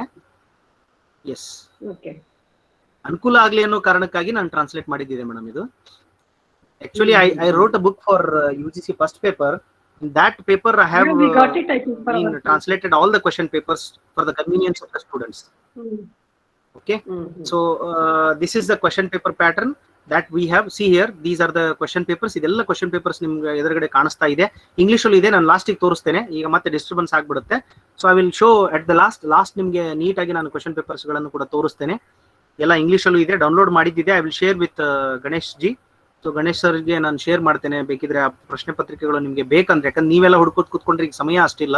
So these are the question papers. Okay, so let me come back to my presentation. Yes, this is all about teaching aptitude. And make a note, if you have any doubts, please make a note of it, and we will discuss at the end of presentation, right? So adana end ge ನಾವು ಮತ್ತೆ discuss ಮಾಡೋಣ. Let me come back to sir. Shall I has another 10 to 15 minutes to complete this research aptitude? Yes sir, no problem. Yes sir. Yeah, let me come back to the research aptitude. Research aptitude ಗೆ ಬರೋಣ. S, research aptitude ಅಲ್ಲಿ ಏನೇನ್ ಬರುತ್ತೆ, syllabus ಏನಿದೆ. Yes, as usual blue print ಅನ್ನ ನೋಡ್ಕೊಳ್ಳಿ. ಎಲ್ಲೆಲ್ಲಿ ಪ್ರಶ್ನೆಗಳು ಹೆಚ್ಚು ಬಂದಿದೆ. In English I am going to tell fundamentals of research, steps of research. This second column is steps of research, and third is methods of research, and fourth is article and thesis writing. And fifth chapter is ICT, use of ICT in research, and sixth is ethics of research, right? These are the 6 sub units that I have divided as per the syllabus. Okay, ಆರ್ ಮೇಲೆ ಎಲ್ಲಾ ಪ್ರಶ್ನೆ ಪತ್ರಿಕೆಗಳನ್ನ ಸ್ವಲ್ಪ ನೋಡ್ತಾ ಹೋಗಿ ನಾನು ಭಾವಿಸ್ತೇನೆ. ನಿಮ್ಗೆ ಬೇಕಿದ್ರೆ ಸ್ಕ್ರೀನ್ ಶಾಟ್ ತಗೊಳ್ಳಿ, ನಿಮ್ಗೆ it will be a more easier if you feel you can take a screen shots. So ನಿಮ್ಗೆ ಗೊತ್ತಾಗುತ್ತೆ ಅಂದ್ರೆ on which part we have to focus ಅಂತ. ಸುಮ್ಮನೆ ದಡ್ರ ಹಾಗೆ ಎಲ್ಲ ಓದ್ಕೊಂಡು ಕುತ್ಕೊಂಡು ಏನೂ ಪ್ರಶ್ನೆಗಳು ಬಲ್ಲದೆ ವೇಸ್ಟ್ ಆಫ್ ಎನರ್ಜಿ ಟೈಮ್ ಆಗಬಾರ್ದು ಅನ್ನೋ ಕಾರಣಕ್ಕೆ ನಾನು ನಿಮಗೆ ಹೇಳ್ತಾ ಇದ್ದೀನಿ. ಓಕೆ, ಅಂದ್ರೆ ಅದರರ್ಥ ಬೇರೆದ್ರ ಮೇಲೆ ಪ್ರಶ್ನೆ ಬರಲ್ಲ ಅಂತಲ್ಲ, ಬೇರೆದ್ರ ಮೇಲೆ ಪ್ರಶ್ನೆ ಬರುತ್ತೆ. ಸೊ ಜಾಸ್ತಿ ಬಂದಿರೋದು ನೋಡಿ, ಸ್ಟೆಪ್ಸ್ ಆಫ್ ರಿಸರ್ಚ್ ಮೇಲೆ, ಫಂಡಮೆಂಟಲ್ ರಿಸರ್ಚ್ ಮೇಲೆ ತುಂಬಾ ಪ್ರಶ್ನೆಗಳು ಬಂದಿದೆ. ನೋಡಿ, ನಾನೇನು ಹೇಳ್ತಾ ಇಲ್ಲ, ಪ್ರಶ್ನೆ ಪತ್ರಿಕೆಗಳಿದೆ. ಇದು ಜೂನ್ 2020ರಲ್ಲಿ 14 ಪ್ರಶ್ನೆ ಪತ್ರಿಕೆಗಳಿದೆ. So totally 44 question papers we have from UGC net ಇಂದ 44 ಇದೆ. ನಿಮ್ಮ KSET ನ ಪ್ರಶ್ನೆ ಪತ್ರಿಕೆಗಳನ್ನು ನೋಡಿದಾಗ ನೋಡಿ, ನಾನೇನು ಎಲ್ಲೂ ಹೇಳ್ತಾ ಇಲ್ಲ, ನೈತಿಕತೆಯ ಬಗ್ಗೆ ಒಂದೂ ಪ್ರಶ್ನೆ ಕೇಳಿಲ್ಲ, ಇಲ್ಲಿವರೆಗೂ ಒಂದು ಪ್ರಶ್ನೆನೂ ಬಂದಿಲ್ಲ. ಇನ್ಮೇಲೆ ಬರ್ಬೋದು, ಬರಲ್ಲ ಅಂತಲ್ಲ. ಸಿ ನೋಡಿ, ಪ್ರಶ್ನೆ ಪತ್ರಿಕೆಗಳನ್ನ ನಾನು ತೋರಿಸ್ತಾ ಇದ್ದೀನಿ ನಿಮಗೆ. ಸೊ ಇಲ್ಲಿದೆ, ಹೆಚ್ಚು ಬಂದಿರೋದು ಸ್ಟೆಪ್ಸ್ ಆಫ್ ರಿಸರ್ಚ್ ಮೇಲೆ ಅಂಡ್ ಮೆಥಡ್ಸ್ ಆಫ್ ರಿಸರ್ಚ್ ಮೇಲೆ ಬಂದಿದೆ. ಇಲ್ಲೊಂದು ಪ್ರಶ್ನೆ ಬಂದಿದೆ. ಆರ್ಟಿಕಲ್ ರೈಟಿಂಗು, ಥೀಸಿಸ್ ರೈಟಿಂಗ್ ಮೇಲೆ ಏನ್ ಬಂದಿದೆ ಅಂದ್ರೆ MLA ಸ್ಟೈಲ್ ಬಗ್ಗೆ ಮತ್ತು APA ಸ್ಟೈಲ್ ಬಗ್ಗೆ, ರೆಫರೆನ್ಸಿಂಗ್ ಸ್ಟೈಲ್ಸ್ ಏನಿದೆಯಲ್ಲ, ಸೊ ಹೇಗೆ ಬರಿಬೇಕು ಅದ್ರ ಬಗ್ಗೆ ಉದಾಹರಣೆ ಕೊಟ್ಟು ಇದು ಯಾವ ಸ್ಟೈಲ್ ಅಂತ ಕೇಳಬಹುದು, ಅಥವಾ ಅದರಲ್ಲಿ ಹೇಗೆ ಬರೀತಾರೆ ಅಂತ ಕೊಡಬಹುದು. ಆ ತರದ ಪ್ರಶ್ನೆಗಳು ಬಂದಿದೆ. Okay, yes, let me brief out. ಇಡೀ ಸಿಲೆಬಸ್ ಅನ್ನ ನಾನು ಬ್ರೀಫ್ ಮಾಡ್ತಾ ಹೋಗ್ತೇನೆ. I am not going in depth in to research, what is mean by research like that. So research ಅಂದ್ರೆ ಏನು, ಹಂಗೆ ಹಿಂಗೆ ನಾ ಏನು ಹೇಳ್ತಾ ಕೂಡಲ್ಲ. You all very well versed. So research ಬಗ್ಗೆ ನಿಮ್ಗೆ ಗೊತ್ತು. ರಿಸರ್ಚ್ ಅಲ್ಲಿ ಮತ್ತೆ ನೀವು ಟೈಪ್ಸ್ ನೋಡ್ತೀರಿ. ಬೇಸಿಕ್ ಟೈಪ್ಸ್ ಅಂದ್ರೆ 3 types are there. Number 1 is based on their general characteristics. We are going to divide research in terms of 3 categories: pure research, applied research, and action research. Action research is a research which is related to classroom research. It is generally related to classroom research, or it is also called as immediate research. It's also called as immediate research, right? There is another kind of research type, that is experimental and non-experimental, and there is another kind which is called, the methods of research are categorized under qualitative research, quantitative research, and mixed research, right? So ಈ ತರ research types ಬರುತ್ತೆ. ಅದರ characteristics ಓದ್ಕೊಳ್ಳಿ. ನೀವು ಅಲ್ಲೊಂದೇನೋ example ಕೊಟ್ಟು ಅವ್ರು ಕೇಳ್ತಾರೆ, ಇದು ಯಾವ ತರದ ರಿಸರ್ಚ್ ಅಂತ ಕೇಳೋ ಸಾಧ್ಯತೆ ಇರುತ್ತೆ, ರೈಟ್? ಅದರದ ಡಿಫರೆನ್ಸಸ್ ಎಲ್ಲ ಇದೆ, ನಾನು ಅದನ್ನು ಬಿಡ್ತಾ ಇದ್ದೀನಿ. Then yes, how you are going to select a research problem, and they may ask, ಸ್ವಲ್ಪ ಕೇಳಿಸ್ಕೊಳ್ಳಿ, ಇಲ್ಲಿ ಇಂಪಾರ್ಟೆಂಟ್ ಇದೆ. ಸ್ಟೆಪ್ಸ್ ಆಫ್ ರಿಸರ್ಚ್ ಅಲ್ಲಿ ಏನ್ ಕ್ವಶನ್ ಬರಬಹುದು ಅಂತಂದ್ರೆ, ಸಂಶೋಧನೆಯ ಹಂತಗಳ ಸರಿಯಾದ ಕ್ರಮವನ್ನ ಹೇಳಿರಿ ಅಂದ್ರೆ, the sequence of research steps R ಅಂತ ಕೊಡ್ಬೋದು, ಅಥವಾ is the sequence of research step is ಅಂತ ಕೊಟ್ಟು ಸೀಕ್ವೆನ್ಸ್ ಕೊಡ್ತಾರೆ. ಫಸ್ಟ್ ಯಾವಾಗ್ಲೂ selection of research problem, I will tell the steps. Selection of research problem, RRL, review of related literature, and formulating a research problem, research methodology or design of the research. It is also called as design of the research. And 5th is analysis of data, and 6th is results and discussion, and 7th one is reporting. These are the common, they may vary in BRM, business research methodology. ಆ ತರದೆಲ್ಲ ಕೆಲವು variations ಇರುತ್ತೆ, language ನಲ್ಲಿ ಕೆಲವು variations ಆಗುತ್ತೆ. So basically this is a skeleton of research. So ಈ ತರ steps ಬರುತ್ತೆ. Reporting is an very important step. So reporting ಅನ್ನ ಸ್ಟೆಪ್ಸ್ ಅಂತ ಮತ್ತೆ ಅದನ್ನ ಸ್ಟೆಪ್ಸ್ ಅಂತ ಬರೀಬಾರ್ದು, ಅರ್ಥ ಮಾಡ್ಕೊಳ್ಬೇಕು. ನಾವು ಏನೇ ಮಾಡ್ತೀವಿ ಅದನ್ನ ಒಂದು ಬರವಣಿಗೆ ರೂಪದಲ್ಲಿ ನಾವು ಯಾವತ್ತಾದ್ರೂ ಕೂಡ ಅದನ್ನ we are going to submit it, ನಾವು ಸಾದರ ಪಡಿಸ್ತೇವೆ, ಅದಕ್ಕೆ ರಿಪೋರ್ಟಿಂಗ್ ಅಂತ ಕರಿತೇವೆ. Reporting is also very important in research. Okay, so selection of research problem ಹೆಂಗ್ ಮಾಡಬೇಕು, ಹೆಂಗ್ ರಿಸರ್ಚ್ ಪ್ರಾಬ್ಲಮ್ ಸೆಲೆಕ್ಟ್ ಮಾಡಬೇಕು ಅಂದ್ರೆ, from many source you are getting many problems you are getting. Based on the criteria you have to arrive at a one problem. ಇದು ಹೆಂಗಂದ್ರೆ ಬಹಳ simple ಆಗಿ ನೀವು ನೆನಪಿಡೋದು ಹೆಂಗಂದ್ರೆ ಹೇಳ್ತೀನಿ ನೋಡು. ನಿಮ್ಮ ಮನೆಯೊಳಗೆ ಬೇರೆ ಬೇರೆ ಸೋರ್ಸ್ ಇಂದ, ಇಲ್ಲೆಲ್ಲ ನಮ್ಮ ವಿದ್ಯಾರ್ಥಿನಿಯರೇ ಇರೋದ್ರಿಂದ ನಿಮಗೆ ಬೇರೆ ಆಕಾರಗಳಿಂದ ಫೋಟೋಸ್ ಎಲ್ಲ ಬಂದಿರುತ್ತೆ. Don't mistake me. ಸೊ ತುಂಬಾ ಫೋಟೋಸ್ ಎಲ್ಲ ಬಂದಿರುತ್ತೆ. ಅಪ್ಪ ಅಮ್ಮ ತುಂಬಾ ಕಷ್ಟಪಟ್ಟು ಆ ಸೋರ್ಸು ಅಲ್ಲಿ ಇಲ್ಲಿ ಅಂತ ಹೇಳಿ ಎಲ್ಲಾ ಫೋಟೋಸ್ ತಂದಿರ್ತಾರ. ಎಲ್ಲಾ ಫೋಟೋಸ್ ಅಂದ್ರೆ they are like just problems and criterias. Based on your criteria, government job ಇರಬೇಕು ಹುಡುಗನಿಗೆ, ಅಥವಾ ಪ್ರೈವೇಟ್ ಜಾಬ್ ಇರಬೇಕು, ಅಥವಾ ಈ ಪ್ರೊಫೆಷನ್ ಅಲ್ಲಿ ಇರಬೇಕು. Based on criteria you are selecting only one. ಈಗ 10 ಫೋಟೋ ಇರ್ತಾವ ಅಂದ್ರೆ 10 ಫೋಟೋ ಸೆಲೆಕ್ಟ್ ಮಾಡ್ತೀರಾ ನೀವು?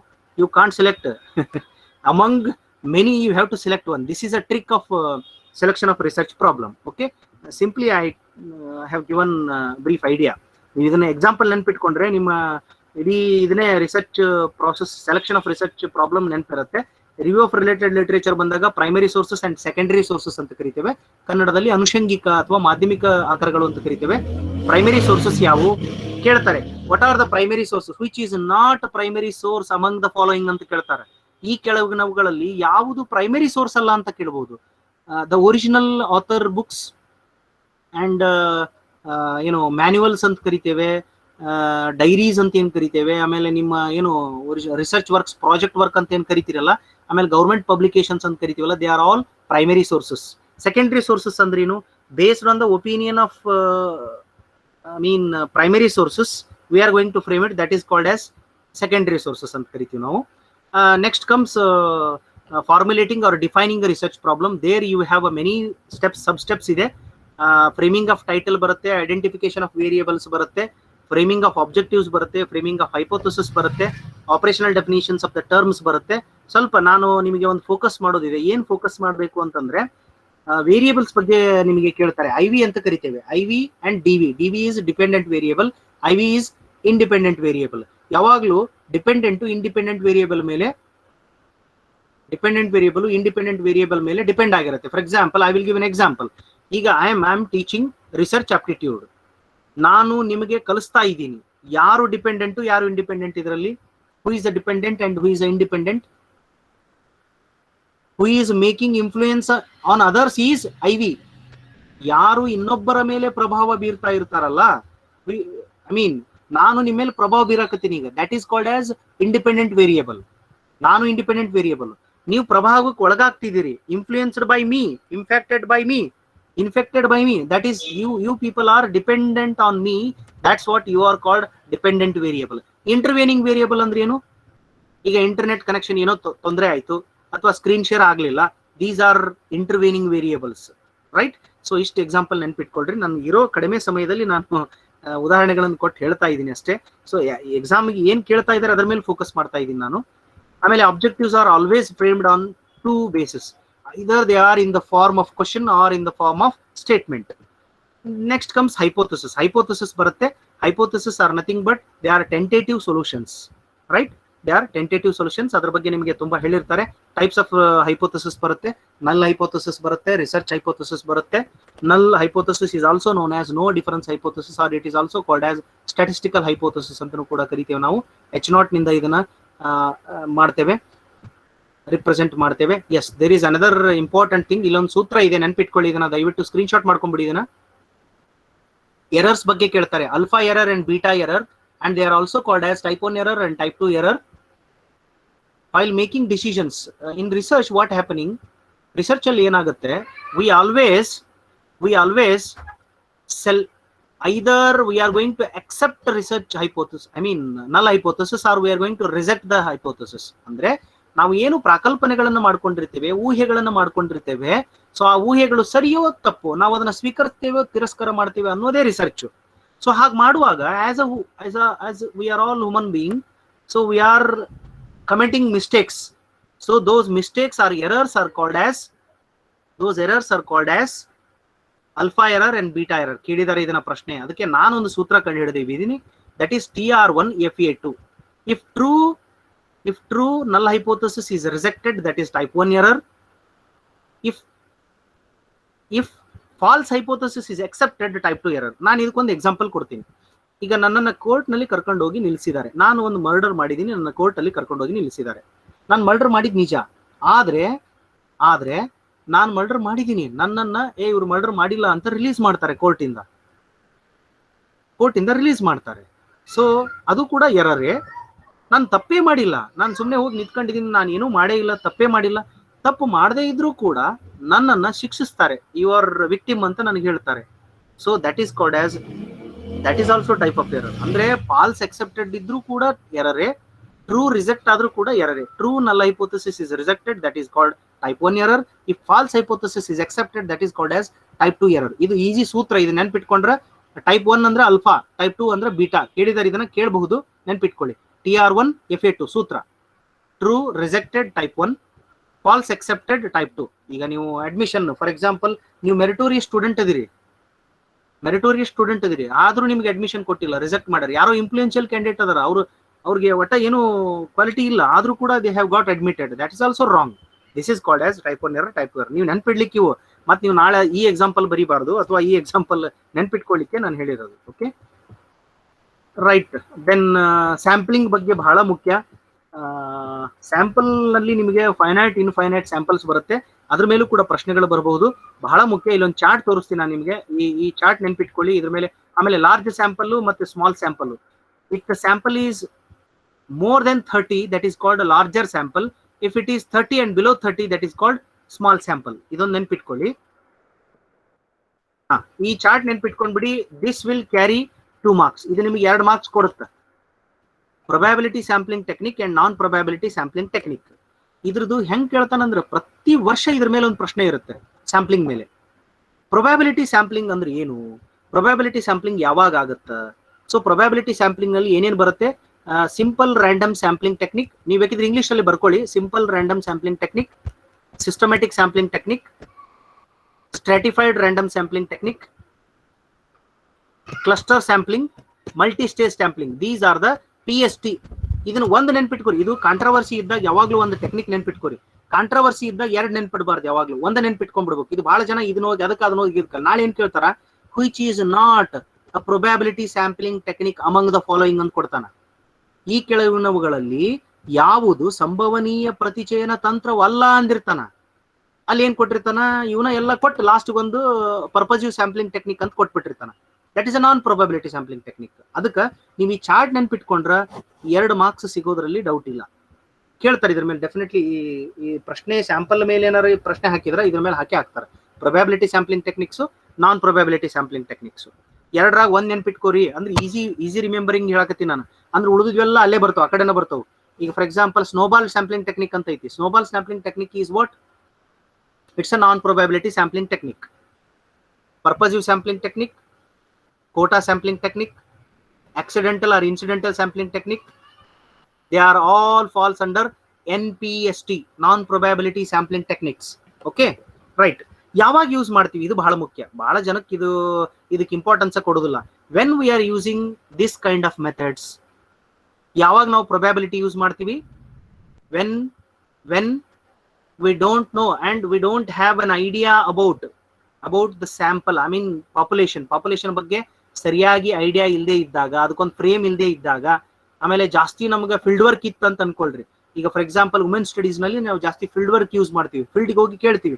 ಸೊ ಆ ತರದ ಇದ್ದಾಗ ಮತ್ತು ಹೆಚ್ಚಿನ ಸಮಯ ನಮ್ಮ ಹತ್ರ ಇದ್ದಾಗ PST ಯೂಸ್ ಮಾಡ್ತೀವಿ. ಅದರಲ್ಲಿ 2 ಟೈಪ್ ಬರುತ್ತೆ, ಹೋಮೋಜಿನಿಯಸ್ ಅಂಡ್ ಹೆಟರೋಜಿನಿಯಸ್ ಅಂತ ಬರುತ್ತೆ. ಹೋಮೋಜಿನಿಯಸ್ ಗ್ರೂಪ್ಗೆ for example if the group is homogeneous, which sampling technique is suitable ಅಂತ 4 ಆಪ್ಷನ್ ಕೊಡ್ತಾನೆ. If the group is heterogeneous, which kind of sample technique is useful ಅಂತ ಕೇಳ್ತಾನೆ. ಅದಕ್ಕೆ ನೀವು ನೆನ್ಪಿಟ್ಕೊಳ್ಳಿ, simple random technique and systematic random sampling technique is homogeneous. ನೀವು stratified random sampling technique ಅಂತ ಐತಿ. ಸ್ಟ್ರಾಟಿಫೈಡ್ ಅಂದ್ರೆ ಚಿಕ್ಕ ಗುಂಪುಗಳನ್ನಾಗಿ ಮಾಡೋದು, ಸ್ಟ್ರಾಟಾ ಅಂದ್ರೆ ಸ್ಮಾಲ್ ಗ್ರೂಪ್ ಅಂತ ಸ್ಟ್ರಾಟಜೀಸ್. ಇದಕ್ಕೆ ನೀವು ಬೆಸ್ಟ್ ಎಕ್ಸಾಂಪಲ್ ಏನ್ ನೆನ್ಪಿಟ್ಕೋಬೇಕು ಹೇಳ, ನೀವು ಬೇಕರಿಗೆ ಹೋಗಿರ್ತೀರಿ.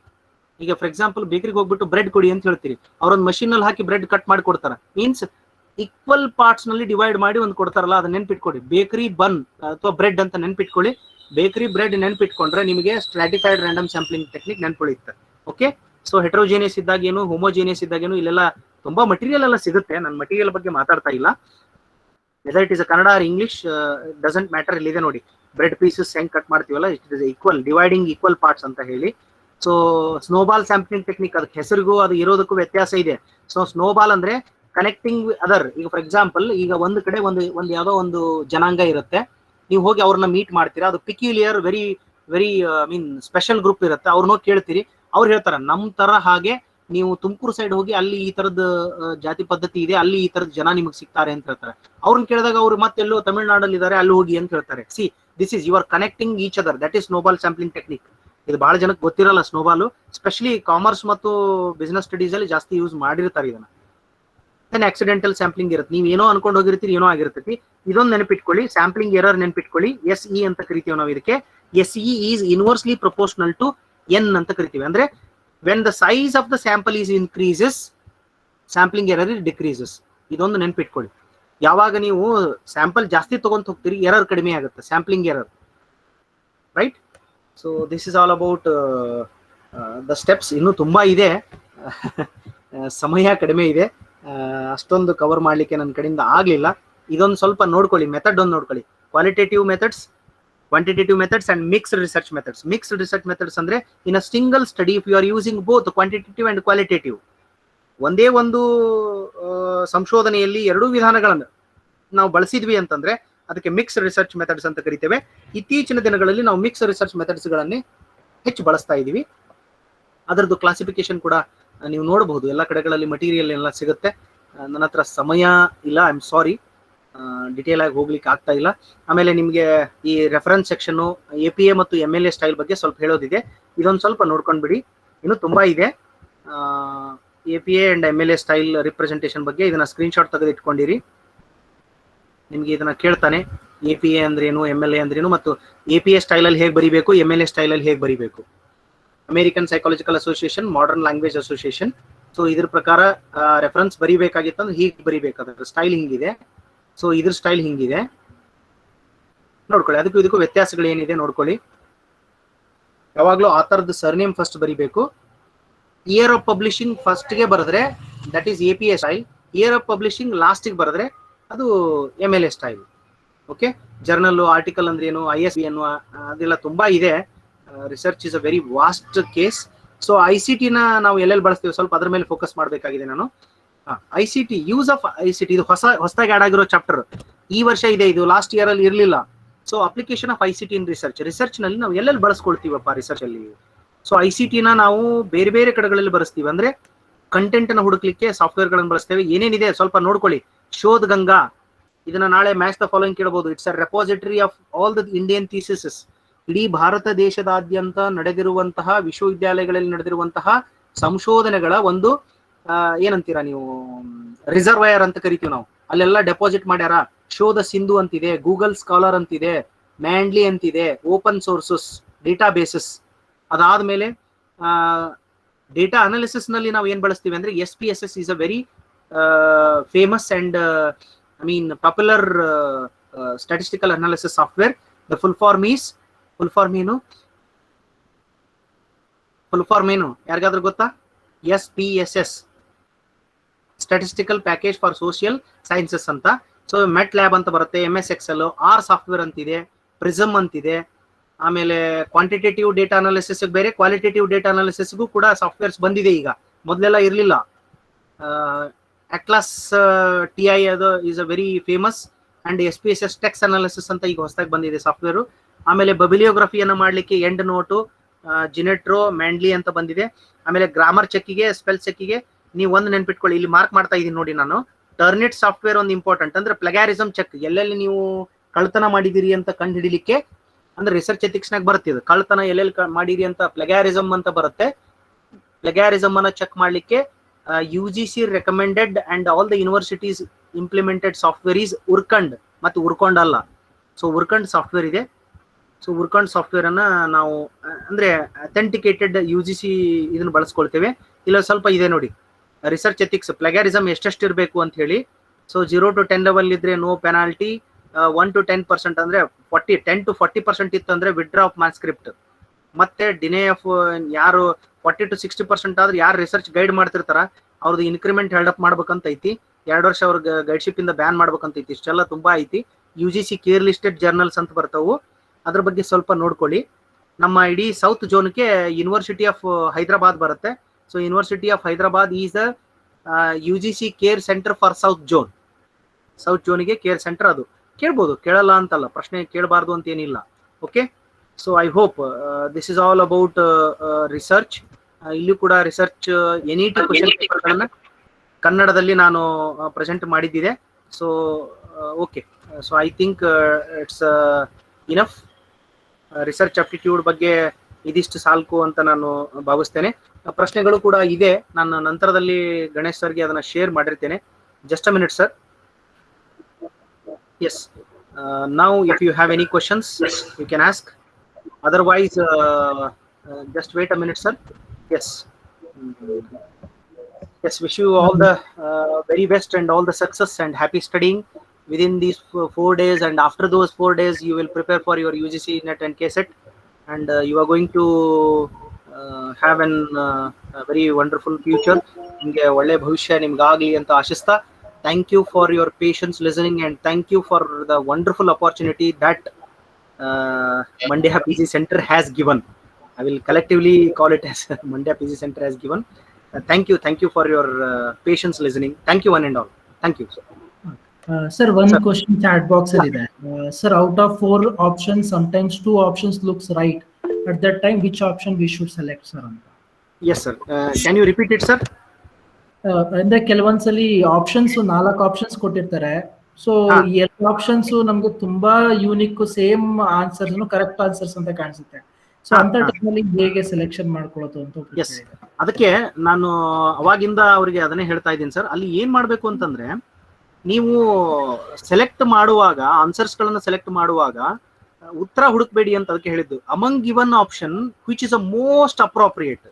ಕೊಟ್ಟಿರೋ 4 ಆಪ್ಷನ್ ಅಲ್ಲಿ 2 ತುಂಬಾ ಅವರಿಗೆ ಡೌಟ್ಫುಲ್ ಅಂತ ಅನಿಸ್ತಾ ಇತ್ತು, 2 ರಿಜೆಕ್ಟ್ ಮಾಡಿದ್ರು, 2 ಡೌಟ್ಫುಲ್ ಅಂತ ಅನಿಸ್ತಾ ಇದ್ದಾಗ ಆ ತರದ ಕೇಸ್ಗಳಲ್ಲಿ ಇನ್ನೊಂದು ಅದರಲ್ಲೇ ತುಂಬಾ ಮೋಸ್ಟ್ ಇಂಪಾರ್ಟೆಂಟ್ ಅಥವಾ ಮೋಸ್ಟ್ ಅಪ್ರೋಪ್ರಿಯೇಟ್ ಅಂತ ಅನಿಸ್ತಾ ಇರುತ್ತೆ, ಅದನ್ನ ಚೂಸ್ ಮಾಡ್ಬೇಕು ಸರ್. ಆ ತರದ ಅದಕ್ಕೆ ಎಲಿಮಿನೇಷನ್ ಟೆಕ್ನಿಕ್, ಆ ತರದ ಟೆಕ್ನಿಕ್ ಏನು ಉಪಯೋಗ ಆಗುತ್ತೆ ಅಂತ ನನ್ನ ಭಾವನೆ ಇಲ್ಲ.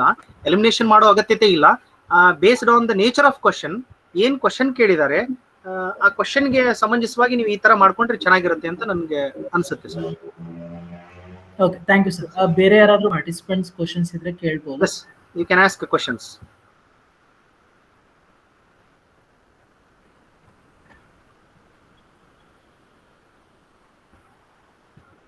Okay, I think there is no questions. I think Renuka Mandrup, I think you can continue now. Okay. ನಾನು ಅತಿಥಿ ಅಲ್ಲ, ವಿಶ್ವವಿದ್ಯಾಲಯ ನನ್ನ ಮಾತೃ ಸಂಸ್ಥೆ ಎಂದು ಹೆಮ್ಮೆಯಿಂದ ಹೇಳಿಕೊಂಡು ಇಲ್ಲದನ್ನು ಯೋಚನೆ ಮಾಡದೆ ಅಗತ್ಯವಾಗಿರುವುದನ್ನು ಮಾತ್ರ ಯೋಚಿಸಿ, ಆತಂಕಗೊಳ್ಳದೆ ಆರೋಗ್ಯವನ್ನು ನಿರ್ಲಕ್ಷಿಸದೆ ಸುರಕ್ಷಿತವಾಗಿಟ್ಟುಕೊಂಡು ಗುರಿಯತ್ತ ಮುನ್ನಡೆಯುವುದು ಹಾಗೂ ಸಮಯದ ಕುರಿತು ಹೆಚ್ಚಿನ ಗಮನ ಹರಿಸಬೇಕೆಂದು ವಿದ್ಯಾರ್ಥಿನಿಯರಿಗೆ ಮುಟ್ಟುವಂತೆ ವಿಷಯವನ್ನು ಖಂಡನೆ ಮಾಡಿರುವ ಡಾಕ್ಟರ್ ಪ್ರಕಾಶ್ ಬಡಿಗೆ ಸರ್ ಅವರಿಗೆ ನಮ್ಮ ವಿಶ್ವವಿದ್ಯಾಲಯದ ಪರವಾಗಿ ಹೃದಯದ ಧನ್ಯವಾದಗಳು. ಹಾಗಾದ್ರೆ ವಿದ್ಯಾರ್ಥಿನಿಯರು ಪ್ರಶ್ನೆಗಳಿದ್ರೆ ತುಂಬಾ ರಿಸರ್ಚ್ ಬಗ್ಗೆ ತುಂಬಾ ಚೆನ್ನಾಗಿ ಹೇಳ್ತಿದ್ರು ಸರ್. ಸ್ನೋಬಾಲ್ ರಿಸರ್ಚ್ ಮೆಥಡ್ ಆಗಲಿ, ಇನ್ನಿತರ ಬೇರೆ ಬೇರೆ ರಿಸರ್ಚ್ ಅದ್ರ ಬಗ್ಗೆ Yes, madam. Thank you for the opportunity. And it was, if it is conducted earlier, then it would be more helpful to the students ಅಂತ ನನ್ನ ವೈಯಕ್ತಿಕ ಭಾವನೆ. ಸರ್ ಕೂಡ ನಾನು ಅದು ಮಾತಾಡಿದೆ. ಇಲ್ಲ ಸರ್, ಆದಾಗ್ಯೂ ಕೂಡ ಸ್ವಲ್ಪ ಅಟ್ಲೀಸ್ಟ್ ಲಾಸ್ಟ್ ಮಿನಿಟ್ ಅಲ್ಲಿ ಕೂಡ ಅವ್ರಿಗೆ ಹೆಲ್ಪ್ ಆಗಲಿ ಅನ್ನೋ ಮನೋಭಾವನೆಯಿಂದ ಮೇಡಮ್ ಅವ್ರು ಹೇಳಿದ್ದಾರೆ ಮಾಡಲೇಬೇಕು ಅಂತ ಅಂದಾಗ ಅನಿವಾರ್ಯ, ಅನ್ಅವಾಯ್ಡಬಲ್ ಸರ್ಕಮ್ಸ್ಟೆನ್ಸ್. ಇವತ್ತು ನನ್ಗೆ ತುಂಬಾ ಕೇಮ್ ಟು ಮೈ ನೇಟಿವ್, ಇವನ್ ದೋ in spite of that I took share my thoughts on this one. ತುಂಬಾ ಸರಳವಾಗಿ ಮಕ್ಕಳಿಗೆ ತಿಳಿಯುವ ಹಾಗೇನೆ ವಿಷಯ ಮಂಡನೆ ಮಾಡಿದೆ ಸರ್. ತುಂಬಾ ಧನ್ಯವಾದಗಳು. Thank you. ಕ್ವಶನ್ಸ್ ಇಲ್ಲ ಅನ್ಸುತ್ತಲ್ಲ ಸರ್? ಗಣೇಶ್ ಸರ್, ಮೇಡಮ್ ಕೇಳಿಸ್ತಾ ಇಲ್ಲ ಸರಿಯಾಗಿ, ತಮ್ಮ ಧ್ವನಿ ಕೇಳಿಸ್ತಾ ಇಲ್ಲ. ಈಗ ಹೊಸ ವಿಷಯಗಳತ್ತ ನಮ್ಮೆಲ್ಲರನ್ನು ಮುನ್ನಡೆಸಿಕೊಂಡು ಹೋಗುತ್ತಿರುವ ನಮ್ಮೆಲ್ಲರ ನೆಚ್ಚಿನ ವಿಶೇಷಾಧಿಕಾರಿಗಳಾದಂತ ಪ್ರೊಫೆಸರ್ ಹೇಮಲತಾ ಎಚ್ ಮೇಡಮ್ ಅವರು ಅಧ್ಯಕ್ಷೀಯ ನುಡಿಗಳ ಮಾಡಬೇಕೆಂದು ಹೇಳಿ. ಎಲ್ಲರಿಗೂ ನಮಸ್ಕಾರ. ಇನ್ನು ಗುಡ್ ಮಾರ್ನಿಂಗ್ ಇದೆ, ಇನ್ನು 12 ಗಂಟೆ ಆಗಿಲ್ಲ. Thank you doctor Prakash for your wonderful presentation. I think it has help the students to some extent. Some tips ಕೊಟ್ಟಂಗಾಯ್ತು ಅವ್ರಿಗೆ. ಖಂಡಿತ ನಾನು ಮಧ್ಯದಲ್ಲಿ ಒಂದು ಸ್ವಲ್ಪ ಬಿಟ್ಟು ಬೇರೆ ಕೆಲಸ ಆಯ್ತು, ಬಿಟ್ರೆ ನಾನು 70% ಅಟೆಂಡ್ ಮಾಡಿದೆ. It was very informative and good tips for preparation. ನಾವು ರೆಗ್ಯುಲರ್ ಇದರಲ್ಲೂ ಮಾಡಿದ್ವಿ, ಹೋದ ಮಾರ್ಚ್ ಏಪ್ರಿಲ್ ಅಲ್ಲಿ ಯಾವಾಗಲೂ ಒಂದು ಮಾಡಿದ್ವಿ, 1 ವೀಕ್ ಇಂದ ಕೋರ್ಸ್ ಅಲ್ಲಿ ನಾನು ರಿಸರ್ಚ್ ಆಪ್ಟಿಟ್ಯೂಡ್ ತಗೊಂಡಿದ್ದೆ. ಜಸ್ಟ್ 1-2 ಅಂಶ ನನ್ಗೆ ಅನ್ಸಿದ್ದ ಮಕ್ಕಳಿಗೆ as a guidance I can tell some points. We know that there are 2 types of questions, descriptive and multi choice. Answering descriptive questions is like it is an art, but answering multi choice question is it requires techniques and skills. ಅದು ಸ್ವಲ್ಪ ಬೇರೆ ತರನೇ, ಎರಡಕ್ಕೂ prepare ಆಗೋದು ಬೇರೆ. ಈಗ ಸದ್ಯಕ್ಕೆ ನಮ್ಗೆ ಕೆಸೆಟ್ ಇರೋದು ಮಲ್ಟಿ ಚಾಯ್ಸ್ ಆಗಿರೋದ್ರಿಂದ ಇಲ್ಲಿ ಮಕ್ಕಳು ಹೇಗೆ ಪ್ರಿಪೇರ್ ಆಗ್ಬೇಕು ಅನ್ನೋದಕ್ಕೆ 3 ಮುಖ್ಯ ಅಂಶಗಳು ಬೇಕಾಗುತ್ತೆ. ಒಂದು, definitely we need basic knowledge of the topic. ಯಾವುದೇ ವಿಷಯದಲ್ಲಾದ್ರೂ ನಮ್ಗೆ ಬೇಸಿಕ್ ನಾಲೆಡ್ಜ್ ಬೇಕಿರುತ್ತೆ. Then techniques and skills, and third one is very important, practice. Without practice we can't take competitive exams. ಈ 3ಕ್ಕೂ ಫೋಕಸ್ ಮಾಡಿದ್ರೆ, ಈಗ MA MSc MCom ಓದಿರೋದ್ರಿಂದ basic knowledge ಇರುತ್ತೆ. ಈಗ ಇವ್ರು ಮಾಡ್ಬೇಕಾಗಿರೋದು ಏನಂದ್ರೆ ಸ್ಕಿಲ್ಸ್ ಟೆಕ್ನಿಕ್ಸ್. ಈಗ ಹೇಗೆ ಪ್ರಕಾಶ್ ಸರ್ ಅವರು ಎಲ್ಲ ಕೊಟ್ಟಿದಾರಲ್ಲ ಹೇಗೆ ಪ್ರಿಪೇರ್ ಆಗ್ಬೇಕು ಅಂತ, ಆತರ ಕೆಲವು ಸ್ಕಿಲ್ಸ್ ಅನ್ನ ಅಡಾಪ್ಟ್ ಮಾಡ್ಕೊಂಡ್ರೆ ಪ್ಲಸ್ ಪ್ರಾಕ್ಟೀಸ್. ಅವ್ರು ಹೇಳಿದ್ದಾರೆ, he has told that there are 44 question papers, at least 20 to 25 ನೀವು ಡೌನ್ಲೋಡ್ ಮಾಡ್ಕೊಂಡು ಅವ್ರು ಹೇಳಿದ ಪ್ರಕಾರನೇ ದಿನಕ್ಕೆ ಇಷ್ಟು ಟೈಮು ನಾವು ಪ್ರಶ್ನೆ ಬಿಡಿಸ್ಲಿಕ್ಕೆ ಅಂತಾನೆ ಟೈಮ್ ಕೊಡ್ಬೇಕು. ಮಾಡಿದ್ರೆ ಖಂಡಿತ ಪಾಸ್ ಮಾಡ್ಲಿಕ್ಕೆ ಅವಕಾಶ ಇದೆ. ಮತ್ತೆ ಇಲ್ಲಿ ಇನ್ನೊಂದು ಸಾಧ್ಯತೆ ಏನಂದ್ರೆ, ನಮ್ಮ ಸ್ಟೂಡೆಂಟ್ಸ್ಗೆ ಪಾಸ್ ಮಾಡ್ಕೊಳ್ಳಿಕ್ಕೆ ಏನೂ ಇಲ್ಲ, ಹೆಚ್ಚಿನ ಮಂದಿ ಪಾಸ್ ಆಗ್ತಾರೆ. ಆದ್ರೆ ಇಲ್ಲಿ just passing is not sufficient. They have to score more marks because there is lot of competition. ಸ್ಪರ್ಧೆ ಇರೋದ್ರಿಂದ ಅಂಕಗಳನ್ನ ಜಾಸ್ತಿ ತೆಗೆದ್ರೆ ನಮ್ಗೆ ಕಟ್ ಆಫ್ ಅಲ್ಲಿ ಸೆಲೆಕ್ಟ್ ಆಗ್ಲಿಕ್ಕೆ ಸಾಧ್ಯ ಆಗುತ್ತೆ. ಅದಕ್ಕೀಗ ಮಾರ್ಕ್ಸ್ ಅನ್ನ ಜಾಸ್ತಿ ತಗೊಳ್ಳೋದ ಕಡೆಗೆ ವಿದ್ಯಾರ್ಥಿನಿಯರು ಗಮನಿಸ್ಬೇಕು ಅಂತ ನಂಗನ್ಸುತ್ತೆ. ಮತ್ತೀಗ ಅವ್ರು ಹೇಳಿದ್ರಲ್ಲ, ಇವತ್ತು ಜನರಲ್ ಪೇಪರ್ ಅಲ್ಲಿ ಒಂದು 10 ಫಾರ್ಮ್ಸ್ ಇದೆ. ಕ್ವಶನ್ ಪೇಪರ್ ಅನ್ನ ಸ್ವರೂಪನ ಮೊದ್ಲು ಅರ್ಥ ಮಾಡ್ಕೋಬೇಕು, ಯಾವ್ಯಾವ ತರ ಕ್ವಶನ್ಸ್ ಬರುತ್ತೆ ಅಂತ. ಈಗ ನೀವೊಂದೇನೋ ಎಕ್ಸಾಂಪಲ್ ಹೇಳಿದ್ರಿ, ಪರೀಕ್ಷೆ ಅಂದ್ರೆ ಸುಮ್ನೆ ಹೋಗಿ ಪರೀಕ್ಷೆ ಬರೋದು ನಂಗೆ. ಯಾರೋ ಸಿದ್ಧ ಕೌಲೂರಿಗೆ ಹೋದ ಅಂತಿದೆಯಲ್ಲ, ನಾವ್ ಹೆಚ್ಚು ಕಮ್ಮಿ ನಮ್ಮ ಮಕ್ಳು ಹಂಗೆ ಮಾಡೋದು. ಪರೀಕ್ಷೆ ಅಂದ್ರೆ ಒಂದು ಕಾಟಾಚಾರಕ್ಕೋ ಅಥವಾ ನೋಡೋಣ ಅಂತ ಹೇಳ್ಬಿಟ್ಟೆ ಹೋಗೋದು ಜಾಸ್ತಿ. ಆತರ ಹೋದ್ರೆ ಕಾಂಪಿಟೇಟಿವ್ ಎಕ್ಸಾಮ್ ಪಾಸ್ ಮಾಡ್ಲಿಕ್ಕೆ ಖಂಡಿತ ಸಾಧ್ಯ ಇಲ್ಲ. ಪ್ರಿಪರೇಷನ್ ಆಗಿ ಪ್ರಾಕ್ಟೀಸ್ ಮಾಡಿ ಹೋದ್ರೇನೆ ಅದು ಪಾಸ್ ಮಾಡ್ಲಿಕ್ಕೆ ಸಾಧ್ಯ ಆಗುತ್ತೆ, ಒಳ್ಳೆ ಮಾರ್ಕ್ಸ್ ಅನ್ನು ಪಡಿಲಿಕ್ಕೆ ಸಾಧ್ಯ ಆಗುತ್ತೆ. ಇಲ್ಲಿ ನಾನು ಇನ್ನೊಂದು, ಈಗ ಕೆಸೆಟ್ ಇರೋದು it is only for teaching. Net ಆದ್ರೆ ರಿಸರ್ಚ್ಗೂ ಅವಕಾಶ ಇರುತ್ತೆ. ಅದೇ ಇಲ್ಲಿ ಸೆಟ್ ಇರೋದು ಟೀಚಿಂಗ್ ಯಾಕೆ ಇರೋದ್ರಿಂದ ಮೊದ್ಲು ಸ್ಟೂಡೆಂಟ್ಸ್ ತಮ್ಮ ಕಮಿಟ್ಮೆಂಟ್, ತಮ್ಮ ಪ್ಯಾಷನ್ ಟೀಚಿಂಗ್ ಇದೆಯಾ ಅಂತ ಹೇಳಿ ಟೆಸ್ಟ್ ಮಾಡ್ರು. ನನ್ಗೆ ಅನ್ಸೋದು some students can pass the KCET exam, but whether they have passion or interest, ಒಂದೇನಂತಾರಲ್ಲ ಅದಕ್ಕೊಂದು ಇದಿರ್ಬೇಕು, ಪಾಠ ಮಾಡೋದ್ರ ಬಗ್ಗೆ. It is not easy to pass on the knowledge that we have to towards students. ಆ ಒಂದು ನಮ್ಗೆ ಇದೆಯಾ ಮನಸ್ಸು, ನಮ್ಮ ಜ್ಞಾನವನ್ನ ಮಕ್ಕಳಿಗೆ ಕೊಡುವ ಒಂದು ಮನಸ್ಸಿದೆಯಾ, ನಮ್ಗೆ ಟೀಚಿಂಗ್ ಬಗ್ಗೆ ನಮ್ಗೆ ಒಲವಿದೆಯಾ, ಒಲವಿರ್ಬೇಕು. ಅವಾಗ ಮಾತ್ರ ಟೀಚಿಂಗ್ ಅಲ್ಲಿ ನಾವು ಅವರು ಪ್ರಕಾಶ್ ಅವ್ರು ಹೇಳ್ತಿದ್ರಲ್ಲ, ಎಲ್ರು ಟೀಚರ್ ಆಗ್ಲಿಕ್ಕೆ ಸಾಧ್ಯ ಇಲ್ಲ. ಹಂಗಾಗಿ ಯಾರು ಕೆಸೆಟ್ ತಗೊಳ್ತಾರಲ್ಲ ಅವ್ರು ಮೊದ್ಲು ನಾನು ಟೀಚರ್ ಆಗ್ಲಿಕ್ಕೆ ಅರ್ಹಳಿದೀನ ಮತ್ತೆ ನನ್ಗೆ ಆಸಕ್ತಿ ಇದೆಯಾ ಅನ್ನೋದನ್ನ ಮಾಡ್ಕೊಂಡು, ಏನೋ ಬೇರೆ ದಾರಿ ಸಿಗ್ಲಿಲ್ಲ ನಾವು ಟೀಚಿಂಗ್ ಹೋಗೋಣ ಅಂತ ಬಂದ್ರೆ ಆಗತ್ತೆ, ಸಕ್ಸಸ್ ಪಾಠ ಮಾಡ್ತೀವಿ, ಆದ್ರೆ ಅದ್ರ ಎಫೆಕ್ಟಿವ್ ಎಷ್ಟು ಮಟ್ಟಿಗೆ ಅನ್ನೋದು ನಾವು ಯೋಚನೆ ಮಾಡ್ಬೇಕಾಗುತ್ತೆ. ನನ್ಗೆ ಕಾಂಪಿಟೇಟಿವ್ ಎಕ್ಸಾಮ್ ಬಗ್ಗೆ ಒಂದು ಅಂದ್ರೆ, ಎಲ್ರಿಗೂ ಸಾಧ್ಯತೆ ಇದೆ ಪಾಸ್ ಆಗ್ಲಿಕ್ಕೆ, ಆದ್ರೆ ಎಲ್ರೂ ಆಗಲ್ಲ. ಯಾಕೆ ಅಂದ್ರೆ knowledge, skills and techniques and practice, ಇವ್ ಮೂರು ಯಾರು ಮಾಡ್ತಾರೋ ಅವ್ರಿಗೆ ಮಾತ್ರ ಅದನ್ನ ಪಾಸ್ ಮಾಡ್ಲಿಕ್ಕೆ ಸಾಧ್ಯ ಆಗುತ್ತೆ. ಆದ್ರೆ ಎಲ್ರಿಗೂ ಸಾಧ್ಯತೆ ಇದೆ. ನಾನು ಯಾವಾಗ್ಲೂ ನಮ್ ಸ್ಟೂಡೆಂಟ್ಸ್ಗೆ ಮತ್ತೆ ಎಲ್ರಿಗೂ ಹೇಳ್ತೀನಿ, ನಾನೇ ಪಾಸ್ ಮಾಡಿದೀನಿ ಅಂದ್ಮೇಲೆ ಎಲ್ರು ಪಾಸ್ ಮಾಡ್ಬೋದು ಅಂತ. ನನಗೆ ನಾನು ನೆಟ್ ಮಾಡಿದಾಗ ನಂಗೆ ನಂಬಿಕೆನೇ ಇರ್ಲಿಲ್ಲ, ನಾನು ನೆಟ್ ಎಕ್ಸಾಮ್ ಪಾಸ್ ಮಾಡ್ತೀನಿ ವುಮೆನ್ ಸ್ಟಡೀಸ್ ಅಲ್ಲಿ ಅಂತ. ಆದ್ರೆ ಪಾಸ್ ಮಾಡಿದ್ಮೇಲೆ ನಂಗೆ ಅನಿಸ್ತು, ನಾನೇ ಮಾಡಿದ್ಮೇಲೆ ಅಂದ್ರೆ ನಮ್ ಸ್ಟೂಡೆಂಟ್ಸ್ ಖಂಡಿತ ಮಾಡ್ತಾರೆ. ಆದ್ರೆ ನಾನ್ ಪಾಸ್ ಆಗಿದ್ದಕ್ಕೆ ಕಾರಣ ಏನು ಅಂದ್ರೆ, ನಾನು 2-3ನೇ ಸಲನ ಏನೋ ಪಾಸ್ ಮಾಡಿದ್ದು. ಯಾಕೆ ಪಾಸ್ ಆಗಿದೆ ಅಂದ್ರೆ 6 ತಿಂಗಳು ನಾನು ಪ್ರಿಪರೇಷನ್ ಮಾಡಿದ್ದೆ. ಪ್ರತಿ ಒಂದು ಯೂನಿಟ್ಗೂ ನೋಟ್ಸ್ ಪಾಯಿಂಟ್ಸ್ ಮಾಡಿ ಇಟ್ಕೊಂಡು, ನಮ್ಗೆ ಅವಾಗ ಡಿಸ್ಕ್ರಿಪ್ಟಿವ್ ಇತ್ತು, 2 ಪೇಜಸ್ ಬರಿಬೇಕಾಗ್ತಿತ್ತು. ಪೂರ್ತಿ ಪ್ರಿಪರೇಷನ್ ಆಗಿದ್ದು. ಕಡೆಗೆ 3ನೇ ಸಲಿಗೆ ಪಾಸ್ ಆಯ್ತು. ಹಂಗಾಗಿ ನಾನು ಮತ್ತೆ ಕ್ವಶನ್ ಪೇಪರ್ ಬಿಡಿಸ್ತಾ ಇದ್ದೆ. ಹಳೆ ಕ್ವಶನ್ ಪೇಪರ್ನೆಲ್ಲ ತಗೊಂಡು ಉತ್ತರ ಗೊತ್ತಿದ್ರು ಕೂಡ ಅದನ್ನ ಮುಚ್ಚಿಟ್ಟು ಮತ್ತೆ ಇನ್ನೊಂದ್ಸಲ ಹೊಸದಾಗೇನೆ ಕ್ವಶನ್ ಪೇಪರ್ ಬಿಡಿಸ್ತಾ ಇದ್ದೆ. ಈ ತರ ಪ್ರಾಕ್ಟೀಸ್ ಇಂದಾನೆ ಸಾಧ್ಯ ಆಗುತ್ತೆ ಅನ್ನೋದು ನನ್ಗೆ ಗೊತ್ತಾಯ್ತು. ಅದಕ್ಕೆ ನಾನು ಮತ್ತೆ ಮಕ್ಳಿಗೆ ಹೇಳೋದು, ಆಕ್ಚುಲಿ ಇವತ್ತವ್ರು ಪ್ರಕಾಶ್ ಅವ್ರು ಮಾಡಿರೋ ಕೆಲ್ಸ ಅದೇನ್ ಹೇಳ್ತಾರಲ್ಲ, 3 ಒಂದೊಂದು ಯೂನಿಟಿಗೆ 3 ತಿಂಗಳು ಬೇಕು ಡಿಟೈಲ್ ಆಗಿ ಮಾಡ್ತೀರಿ ಅಂದ್ರೆ. 6 ತಿಂಗಳು ಮಾಡೋ ಪಾಠವನ್ನ ಕೇವಲ 1-1.25 ಗಂಟೆಯಲ್ಲಿ ಮಾಡಿದ್ದಾರೆ ಅಂದ್ರೆ ಎಷ್ಟು ಶ್ರಮ ಹಾಕಿದ್ದಾರೆ ಮತ್ತೆ ಎಷ್ಟು ಕ್ರಿಸ್ಪ್ ಆಗಿ ಹೇಳಿದ್ದಾರೆ. ತುಂಬಾ ಚೆನ್ನಾಗಿದೆ, ಹೆಲ್ಪ್ ಆಗಿದೆ ಅಂತ ನಾನು ಅನ್ಕೋತೀನಿ. ಮತ್ತೆ ಇದು ಪತ್ರಿಕೆ ಪ್ರಾರಂಭದಲ್ಲಿ ಕಷ್ಟ ಅನ್ನಿಸ್ತಾ ಇರುತ್ತೆ, ಆದ್ರೆ ಪ್ರಾಕ್ಟೀಸ್ ಮಾಡ್ತಾ ಹೋದಂಗೆ ಒಂದು ಟೆಕ್ನಿಕ್, ಸ್ಕಿಲ್ ಎಲ್ಲ ಗೊತ್ತಾಗುತ್ತೆ.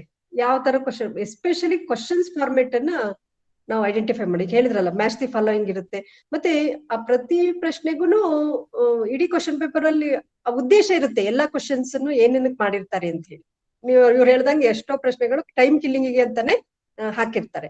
ಇನ್ನ ನಮ್ಮ ಗ್ರಹಿಕೆಯನ್ನ ಎಷ್ಟಿದೆ ಅಂತ ತಿಳ್ಕೊಳಕ್ಕಿರುತ್ತೆ, ರೀಸನಿಂಗ್ ಕೆಪಾಸಿಟಿ ಎಷ್ಟಿದೆ ಅಂತ ತಿಳ್ಕೊಳಕ್ಕೆ, ಹೀಗೆ ಬೇರೆ ರಿಸರ್ಚ್ ಗೆ ಬೇಕಾಗಿರೋ ಸಾಮರ್ಥ್ಯ ಇದೆ ಅಂತ ತಿಳಕ್ಕೆ ಏನೇನೋ ಉದ್ದೇಶ ಇಟ್ಕೊಂಡು ಪ್ರಶ್ನೆಗಳನ್ನ ಮಾಡಿದ್ರೆ, ಆ ಫಾರ್ಮೆಟ್ ಯಾವ್ಯಾವ ತರ ಕ್ವಶನ್ಸ್ ಎಷ್ಟೆಷ್ಟು ಬರುತ್ತೆ, ಸಮಯ ಎಷ್ಟು ಬೇಕಾಗುತ್ತೆ ಅನ್ನೋದನ್ನೆಲ್ಲ ಕ್ಯಾಲ್ಕುಲೇಟ್ ಮಾಡ್ಕೊಂಡು ತಯಾರಿ ಆಗೋದು ಒಳ್ಳೇದು. ಮತ್ತೆ ಇಲ್ಲಿ ಇನ್ನೊಂದು ಏನಂದ್ರೆ, ಓದೋದು ತುಂಬಾ ಇದೆ. ನೀವು ಹೇಳಿದ್ರ ನಿಮ್ಮ ಪುಸ್ತಕನೇ ಓದಿದ್ರೆ ಎಷ್ಟೊಂದಿದೆ, ಆದ್ರೆ ಬರಿಬೇಕಾಗಿರೋದು ತುಂಬಾ ಕಡಿಮೆ. ಆ ಹೆಚ್ಚು ಓದಿದ್ದನ್ನ ಕಡಿಮೆನಲ್ಲಿಗೆ ಹೇಗೆ ಅದನ್ನ ಡ್ರಾ ಮಾಡ್ಕೋಬೇಕು ಅನ್ನೋದಕ್ಕೆ ಒಂದು ಟೆಕ್ನಿಕ್ಸ್ ಸ್ಕಿಲ್ಸ್ ಅನ್ನೆಲ್ಲ ಮಕ್ಕಳು ಕಲ್ತ್ಕೊಂಡ್ರೆ ಖಂಡಿತ ಆಗುತ್ತೆ. ಈಗ ಇವತ್ತಿನ ಒಂದು ವಿಶೇಷ ಉಪನ್ಯಾಸ ಖಂಡಿತ ನಮ್ಮ ಮಂಡ್ಯ ಸೆಂಟರ್ ಮಕ್ಕಳಿಗೆ ಸಹಾಯ ಆಗಿದೆ ಅಂತ ಅನ್ಕೋತೀನಿ. I would like to thank on behalf of our center doctor Prakash in the midst of his own personal schedule. He has agreed to present his lecture in this webinar. Thank you very much, Dr. Prakash, for accepting our invitation, and I wish our all students to get prepared for the coming examination. ಕೆಲವರಿಗೆ ಇದು ಒಂದನೇದ ಎರಡನೇದಾಗಿರ್ಬೋದು, ಮೊದಲನೇದಾಗಿದೆ. Just ಇದು attempt ಮಾಡ್ಕೊಳ್ಳಿ, ಯಾವ ತರ ಪ್ರಶ್ನೆಗಳು ಬರುತ್ತೆ ಅನ್ನೋದಕ್ಕೆ ನಿಮ್ಗೊಂದು ಅಟೆಂಪ್ಟ್ ಆದಂಗಾಗುತ್ತೆ. ನೆಕ್ಸ್ಟ್ ಇನ್ನೊಂದ್ 2-3 ಪ್ರಿಪೇರ್ ಆಗಿ ಹೋದ್ರೆ ಖಂಡಿತ ನನ್ನ ಸ್ಟೂಡೆಂಟ್ಸ್ ಬಗ್ಗೆ ನಂಬಿಕೆ ಇದೆ. ಪ್ರಾಬ್ಲಮ್ ಇರೋದು ಲ್ಯಾಕ್ ಆಫ್ ಪ್ರಿಪರೇಷನ್. ನೋಡೋಣ ಈ ಸತಿ ಹೋಗಿ ನೋಡೋಣ ಅಂತ, ಎರಡನೇ ಸಲ ಬೇರೆ ಏನೇನೋ ಡೈವರ್ಷನ್ಸ್ ಇರುತ್ತಲ್ಲ, just they go and write the exam. ಆದ್ರೆ ಕಾಂಪಿಟೇಟಿವ್ ಎಕ್ಸಾಮು ಹೇಗೋ ಬರಿತೀನಿ ಅಂತಂದ್ರೆ ಆಗಲ್ಲ. MA MSc ಪರೀಕ್ಷೆ ಬರಿತೀನಿ ಅಂತಂದ್ರೆ ಆ ತರದಲ್ಲಿ ಪಾಸ್ ಆಗ್ಲಿಕ್ಕೆ ಕಷ್ಟ. ಸೊ ಇವರು ಸರ್ ಹೇಳಿದ ಎಲ್ಲಾ ಟಿಪ್ಸ್ ಗಳನ್ನ, ಸ್ಕಿಲ್ಸ್ ಮತ್ತೆ ಟೆಕ್ನಿಕ್ಸ್ ನೆಲ್ಲ ಅಡಾಪ್ಟ್ ಮಾಡ್ಕೊಂಡು ಪ್ರಾಕ್ಟೀಸ್ ಮಾಡ್ಕೊಂಡು ಈ 4 ದಿವಸದಲ್ಲಿ ಸಾಧ್ಯ ಮ್ಯಾಕ್ಸಿಮಮ್ ಪ್ರಯತ್ನ ಮಾಡಿ ಪರೀಕ್ಷೆಯನ್ನ ಚೆನ್ನಾಗಿ ಬರೀರಿ ಅಂತ ಹೇಳಿ ಅವ್ರಿಗೆಲ್ರಿಗೂ ಶುಭ ಹಾರೈಸುತ್ತಾ ನನ್ನ ಮಾತುಗಳನ್ನ ಮುಗಿಸ್ತೇನೆ. ನಮಸ್ಕಾರ. ನಾಲೆಡ್ಜ್, ಸ್ಕಿಲ್, ಪ್ರಾಕ್ಟೀಸ್ ಈ 3 ವಿಷಯಗಳನ್ನು ಗಮನದಲ್ಲಿಟ್ಟುಕೊಂಡು ಹೆಚ್ಚಿನ ಅಂಕಗಳನ್ನು ಪಡೆಯುವತ್ತ ವಿದ್ಯಾರ್ಥಿನಿಯರು ಹೆಚ್ಚಿನ ಗಮನ ಹರಿಸಬೇಕು. ಹೆಚ್ಚಿನ ಓದು ಮುಖ್ಯ ಎಂದು ವಿದ್ಯಾರ್ಥಿನಿಯರಿಗೆ ಸಲಹೆ ನೀಡಿದ ಮೇಡಮ್ ಅವರಿಗೆ ಧನ್ಯವಾದಗಳು. ಈಗ ಕಾರ್ಯಕ್ರಮದ ಕೊನೆಯ ಘಟ್ಟ ವಂದನಾರ್ಪಣೆಯನ್ನು ವಾಣಿಜ್ಯ ವಿಭಾಗದ ಅಭಿಲಾಷ ತಿಳಿಸಿಕೊಡಬೇಕು. ಅಭಿಲಾಷ, ನಾವು 1-1.5 ಗಂಟೆಯಿಂದ ತುಂಬಾ ಅದ್ಭುತವಾದಂತ ಒಂದು ಲೆಕ್ಚರಿಂಗ್ ಸೆಷನ್ ನೋಡಿದ್ವಿ. ಸೊ ಇವತ್ತೇನಾಗಿದೆ ಅಂತಂದ್ರೆ, ನಾವು ನಮ್ಮ ಕ್ಲಾಸ್ ಸ್ಟೂಡೆಂಟ್ಸ್ಗಳು ಕ್ಲಾಸಲ್ಲಿ ಎಫರ್ಟ್ ಆಗ್ತಾರೆ, ಬಟ್ ಆದ್ರೆ ಈ ಕಾಂಪಿಟೇಟಿವ್ ಎಕ್ಸಾಮ್ಸ್ ಅಂದಾಗ ಈ ಮಲ್ಟಿಪಲ್ ಚಾಯ್ಸ್ ಅಲ್ವಾ, ಹೆಂಗೋ ಆ ಕಡೆ ಅಟೆಂಡ್ ಮಾಡೋದಾಯ್ತು, 4 ಆಪ್ಷನ್ ಇರುತ್ತೆ, ಯಾವ್ದೋ ಒಂದು ಹಾಕಿದ್ರೆ ಮೋಸ್ಟ್ಲಿ ಆಗ್ಬಹುದು ಅನ್ನೋ ಒಂದು ಮೆಂಟಾಲಿಟಿ ಇದೆ. ಬಟ್ ನಮ್ ಮೆಂಟಾಲಿಟಿನ ನಾವೇನ್ ಮಾಡೋದು, ಬದಲಾಯಿಸ್ಕೋಬೇಕು. ಹೇಗೆ ಬದಲಾಯಿಸ್ಕೋಬೇಕು ಅನ್ನೋದ್ರ ಬಗ್ಗೆ ಬಹಳ ಸುಂದರವಾಗಿ ಹೇಳ್ಕೊಟ್ಟಿದ್ದಾರೆ. ಮತ್ತೆ ನನಗೆ ನೆನಪಾಯ್ತು, ನಾವು ಹೇಗ್ ಓದ್ತಾ ಇದ್ವಿ, ಸೊ ನಾವೆಲ್ಲ ಏನೇನ್ ಮಿಸ್ಟೇಕ್ಸ್ ಗಳು ಮಾಡ್ತಾ ಇದ್ವಿ, ಹೆಂಗ್ ಓದಬೇಕು, ಮತ್ತೆ ಸ್ಟೂಡೆಂಟ್ಸ್ ಗಳಿಗೆಲ್ಲ ಯಾವ ರೀತಿನಲ್ಲಿ ಈ ಕಾಂಪಿಟೇಟಿವ್ ಎಕ್ಸಾಮ್ಸ್ ನಲ್ಲಿ ಸಕ್ಸಸ್ ಆಗ್ಬೇಕು ಅನ್ನೋದ್ರ ಬಗ್ಗೆ ಬಹಳ ಸುಂದರವಾಗಿ ಹೇಳ್ಕೊಟ್ಟಿದ್ದಾರೆ. ಮತ್ತೆ ಸರ್, ನಾನು ತಿಳಿದಿರೋ ಹಾಗೆ ಸರ್ ಕೂಡ ಇದ್ರ ಬಗ್ಗೆ ತುಂಬಾ ರಿಸರ್ಚ್ ಮಾಡಿ ನೋಟ್ಸ್ ಕೂಡ ರೆಡಿ ಮಾಡಿದ್ದಾರೆ ಇದ್ರ ಬಗ್ಗೆ. ಸೊ ಬುಕ್ಸ್ ಕೂಡ ಬರ್ದಿದ್ದಾರೆ ಅಂತ ಕೇಳ್ಪಟ್ಟಿದ್ದೀನಿ. ಸೊ ತುಂಬಾ ಚೆನ್ನಾಗಿ ಮಾಡ್ಕೊಟ್ಟಿದ್ದೀರಾ sir. Doctor Prakash K Badiger sir, the department of education, assistant professor, Karnataka state Akkamahadevi women's university, ಇವರಿಗೆ ನಮ್ಮ ಕೇಂದ್ರದ ಪರವಾಗಿ ವಂದನೆಗಳು sir.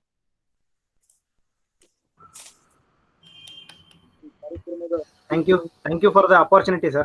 It's my duty to be there with you people. So ನನ್ನ ಕರ್ತವ್ಯ ಕೂಡ ಹೌದು. ನಾವೇನು ಹೊರಗೆ ನೋಡಲ್ಲ, ವಿಶ್ವವಿದ್ಯಾಲಯದ ಕೆಲಸ, ಹಾಗಾಗಿ ವಿಶ್ವವಿದ್ಯಾಲಯದ ಮಕ್ಕಳು ಅವ್ರಿಗೆಲ್ಲ ಸಹಾಯ ಆಗಲಿ ಅನ್ನೋ ಮನೋಭಾವನೆಯಿಂದ ಮಾಡಿರ್ತಕ್ಕಂಥದ್ದು ಅಷ್ಟೇ. So don't treat me as a guest, and it's my part and partial of duty. I mean it. ಕಾರ್ಯಕ್ರಮದ ಅಧ್ಯಕ್ಷತೆಯನ್ನು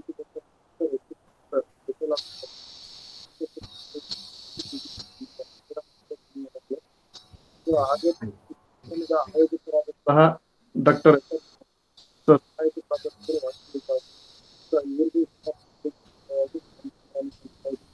ಈ ಕಾರ್ಯಕ್ರಮದಲ್ಲಿ